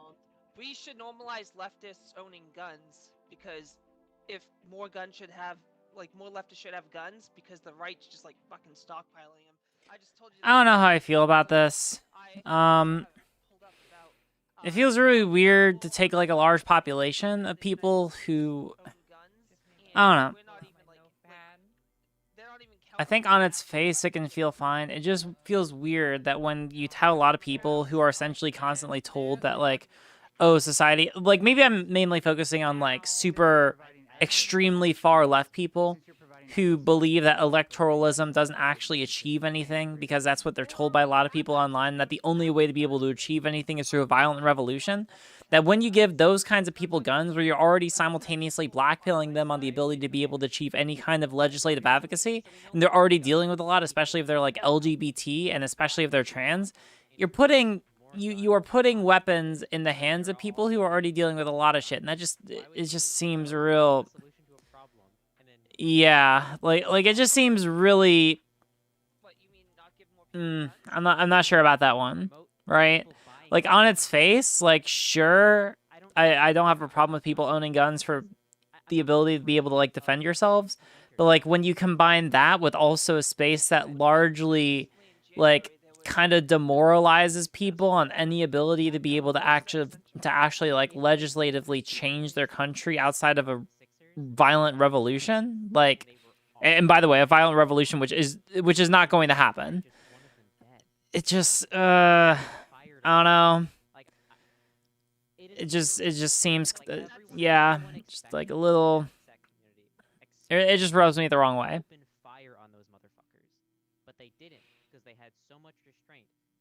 You aren't together at the space owning firearms are more dangerous to you than a bad guy. Yeah. Like that's sort of the thing, right? Like if that weren't the case, like if we were as an entire space like collectively unborn with legislative advocacy that you can change the world, you know, there are problems but we can actually solve them, and like if we hope-pilled people a little bit and this wasn't like a big issue in this space where people are just entirely narcissistic about the possibility of being able to do anything to improve the world, I might feel better about it. There's not any evidence as far as I know that guns help people literally ever. Yeah, that's the other thing, right? Is that like I still have to, I've done a little bit of research before for panels on like evidence around gun laws. I did that back in like around the Kyle Rittenhouse period God, that was a while ago now. But I haven't done as much since because it's just not a super pressing issue to me. Like here, just hearing this is like, oh yeah, we should be putting guns in the hands of more lefties. It's like, especially when we're talking about like particularly LGBT people, like, yeah, well, sure. But I don't think that you can like do that if you're simultaneously making the space like more hopeless for the people who are there, you know? Like it's one of those things where it's like you cannot have both of those. You have to pick one or the other. If you're going to make people super depressed about thinking that you can do anything to help or change society, then you cannot simultaneously do that and also in the same token like advocate that you should give them guns. I strictly oppose marketing black pills and gun ownership to poor trans people and accepting homes in the U.S. That should be a pretty easy call. Yeah. No, I think I agree, Pixie. So again, I just really need to emphasize that introducing a gun into an abusive situation is not good. It would be very bad and not helpful. And it's one of these things that I'm like, maybe if we lived in some kind of like cyberpunk future where you could get like a gun fused into your forearm and like it would never be able to be used against you by like your intimate partner, maybe it would be helpful. Well, we don't live in that world yet. And as far as like look, I want to be a sexy cyborg, Maddie. It's okay. I get it. I get you. I get you. Girl, same. But yeah, it is a problem, and the solutions aren't necessarily related to bringing guns into the equation. And if we're talking about like gun control on like wider scales, I think that is a. And I brought this up on other with the reactions right now. Panels before, like to reduce the amount of guns in circulation or whatever. The upcoming problem is that we're not going to be able to control the manufacture and like distribution of guns in the very near future. We already can't. 3D printing has drastically changed the way that like guns can be produced. And that's only going to get easier and faster and cheaper in like the next 10 years. To the point where like you won't have to go to a gun store if you want to have a gun that works. And like any kind of gun that works. Like you can just print them at home, or you can get like the one guy in your neighborhood who's like the local gun nut to like print you a gun. And so a lot of like the solutions that are being proposed, like mandatory taking them back or whatever, that these are largely going to be temporary, and I would rather spend my time advocating for better access to mental health care for people who are likely to harm themselves, and I would rather spend time advocating for... Okay, if this is like the reason, all right, so like it's basically like a lot of critical race scholars are critical of liberals, but it sounds like they're kind of referring to like libs and this idea of like colorblindness and very superficial responses to larger systemic issues, which makes sense. But that seems to be less a critique of like liberalism itself, unless they're taking like a super materialist take, which again isn't necessarily a critique of liberalism. It's just it's just like acknowledging that there's problems inherent or that can arise in capitalism, but whether or not you resolve those without, through a reformist or a revolutionary, approach is another issue entirely. Three things. One, Josie had her hand up, so I'm gonna go to her next. Charlotte, you had asked me to remind you of the random gun violence, like ending that, or random assaults, ending that completely. I'm not sure if you addressed that. I understand the rationale here, but then otherwise, if a person is in a good headspace and is responsible, and if we can have a system that can vet people properly, are you okay with gun ownership? I think I am. I still have to, I only caveat that with I think, because I just have to look over more evidence about like how, I just need to read more on literature. It's one of those subjects which I know is a hot button subject, but I just haven't read as much on the literature. But where I'm at right now, I think I agree that like, yeah, if a person's in a good headspace and is responsible and we can vet people, then yeah. I think I'm fine with it, but I'm caveating that until such a point where I read more in the literature around gun ownership. Okay. Sorry, Neo, didn't miss it. Seems that a lot of elements of CRT are just compatible with modern liberalism. Maybe I'm just misreading things, but a lot of these ideas seem sensible. Yeah, no, I agree. I think that the reason why, well, here's like, to me, a thing, like something that stands out. Many liberals believe in colorblindness and neutral principles of constitutional law, right? Like, that's not necessarily a problem with like modern liberalism itself. It's more a problem with like the libs, right? Using it, that terminology or that term and like the way it's conventionally used, right? I don't know. The DGGers in chat will be, it's like the difference. I don't ascribe to this, but like maybe this is a way you can think of it, right? It's like the difference between regular liberalism, the virgin, regular, mainstream liberal, and the Chad omniliberal. Maybe that helps you, right? Where it's like, a lot of libs like ascribe to liberalism and believe in like surface level, non-effective, just kind of like colorblind responses to systemic racism, but that doesn't actually have to do with liberalism. There's just kind of like a correlation there. And then there's a lot of people who are liberal who do recognize like systemic racism and actually want to do things to resolve those issues beyond just like a very surface level understanding of it, right? Like I think that's I feel like that would be an accurate summation there. Because like I think it is true that there are a lot of like the libs who do kind of take like this, like racism isn't that big of a deal, and to the extent it is, we can just like have some sensitivity trainings and that'll fix everything. I've now made that Sapo meme thing into a shirt. If you remember this, I'll want it. Oh shit, yeah. Send me a message and I'll get it. The issue with colorblindness and liberalism is that it's kind of self-perpetuating. If you assume that, for instance, you are in a station in life based on your merit, regardless of your race, you axe off potential racial discrimination under the excuse that it's out of the fruit of one's merit. I don't think that that's necessarily the case. Like, for me, my ballpark is always striving towards equality of opportunity, which I don't think is incompatible with liberalism, right? And that means being, and so like when you bring in issues of like systemic discrimination or intersectionality generally, as long as we're able to, as a society, recognize that some people are going to be, at this point in time, in some way or another, disparately treated based on some kind of intrinsic quality, and introduce policies to correct for those things.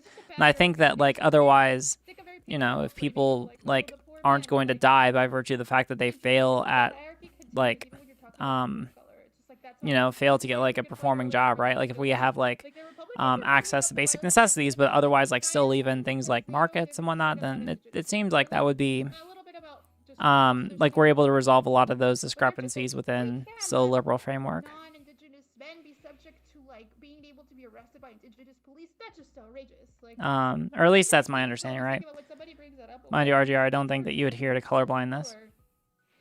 How would this affect women of color? So that's just a weak argument to me. And I just wanted to bring up Tiffany. Yeah, I mean, like, yeah, I'm, yeah. Argument? It's still valid. All right, try not to. But I was just gonna remind, like, people have Yeah. reminded me, there's a lot of left. I don't know if they're leftists, but there's a lot of left-leaning veterans who would really help us out if the right wing started like a civil war. Just so you know. Jack, did you have a direct response? Just real quick, has anyone considered that the Second Amendment might have had a typo, and the meaning was actually the right to like bear arms, like the arms of bears? I would really like that. Like Family Guy sketch. I'm pretty sure that's a Family Guy sketch. Yeah. Let's go to Josie. Okay. I was waiting for a beautiful point from Jack. I thought this is gonna be good. I think it was the best point of the night. Look, I can't all be winners. Not think that was beautiful. Yeah.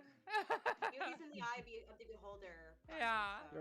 I've heard some people positing the idea of a no confidence vote because they aren't happy with both parties. I think this would just benefit the right wing, but I wonder if it may send the message to the libs. Again, moving on some issues. I don't want to dogpile Tiffany because I love you. And Like, I don't know. It's really hard because, like, wouldn't that just be, wait, a no confidence vote? So are you talking about just voting third party effectively? So I feel like, I feel this way a lot of times. This is like a bit, all right, so like first off, this is a fundamental problem of having a two-party system. So to me, a big issue is like figuring out how to be able to resolve like issues surrounding the two-party system, because like, and sometimes it's easy to have that. How do I explain this? Thought, right? It's kind of like a doomer pill thing, right? Like it's like we're all because we live in a two-party government at the state and federal level. And I think the name of the game electorally should always be like twofold. First, to get your candidate on the ballot for whatever party you're representing. So like for Democrat, like the name of the game for us should always be to get our party on the Democratic ticket. And then part two, to get everyone as much as possible to vote for that ticket. It's just not right? a sexy issue as it used to be for Republicans. RGR, what's your take about the best way to break away from the two-party system? And that's more important to them than the gun issue. I don't have a really good solution. I mean, there are a couple ideas. I mean, you could move towards like a multi-party system. There are some European countries that move towards a multi-party system. But I mean, like, there's so many elements to consider here. I don't have a great answer, in all honesty. Riley, what do you think about ranked choice voting? From what I've seen, it seems like, yeah, from what I've seen, it seems pretty good. Yeah, like just from what I've seen, it seems like a decent policy. It's just like, yeah, that has to be something that we just do like an entire arc of researching on. Like I have a decent understanding of how a lot of the legislative process works, but like, there's a difference between understanding how it works, what its problems are, and what the best way to resolve those problems are, right? Because there are a lot of things that we could try. It's just a matter, but like, there's a difference between like discussing what the options are and figuring out which of those options is the best option, if that makes sense. Yeah. Also, yeah, Cal and Etonian. Yeah. The lips. That changed. Yeah, just move it to debate. Right. So we don't know Yeah. what kind of regulation Taking up will stream actually chat. start I mean, drawing like, it's guns cool that y'all are by talking. Keep it constructive. Keep it chill. All right. Be who woulda nice. knew that 0.08 Okay. would've dropped, Be you chill. know, drunk death by drunk driving by 75%, right? That's just insanely fast. So I guess my issue is the idea of increasing guns, and I think I need more context there, because Oh, it's 11:04. it's almost like it's like you All right. it's like the system is going to fail. We are doomed to civil war, and the best thing we can do is arm up and get ready for that revolution. And for me, I think that can be very dangerous level of thinking, because Okay. it's also a third Well, party, which is the government. 3 hours, and the chill government stream. has We got all a the video made, weapons, all the ships, and we read all up the a decent amount on critical race theory. We all the figured out rocket some of the basic launchers, tenets of it, all and the we're gonna be. grenades. We're about and a fourth of the way so, through like, this at book. the end of the day, the government can just say, okay, I'm The stopping last the 2 civil war, streams have been stop. chill. Yeah, I know, right? I don't know. Like, hey, I enjoy this. It might be a little bit boring, but like, I don't know. I enjoy chat, just like chilling out, chatting, and like listening to, idea is that. So, but anyways, go ahead. and just like listening to other streams sometimes. Like, yeah, it's good. And we're gonna make a good research doc out of this, and we're gonna just, we're just learning more, and we're gonna everyone's gonna know what this shit is by the time we're done. And yeah, so all right, Twitch, thanks for sticking around. I'm just gonna send you over to Josie. That seems to be decent. Sending you over there. Chill is good. Yeah, I mean, hey, we're just learning. And also, there's like some disagreement in chat, but yeah. Summary before raid. We went over. Yeah, so basically, we made the new intro video for the channel. We uploaded it. It's on all of my socials now. That was pretty good. I'm probably going to be making some more changes to my platform tomorrow, so keep an eye out for that. I've already discussed some of them. And as far as critical race theory, we went over the first part of this book, the first quarter of it.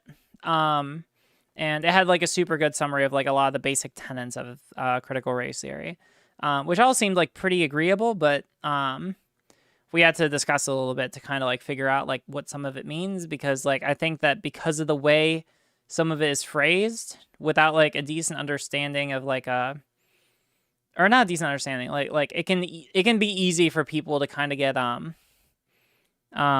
for people to misunderstand the subject. So we had to discuss them a little bit, but I think that I don't know, I feel pretty decent about it. So, all right, I'm sending you off. Bye, Twitch. See you around. Say hi to Josie.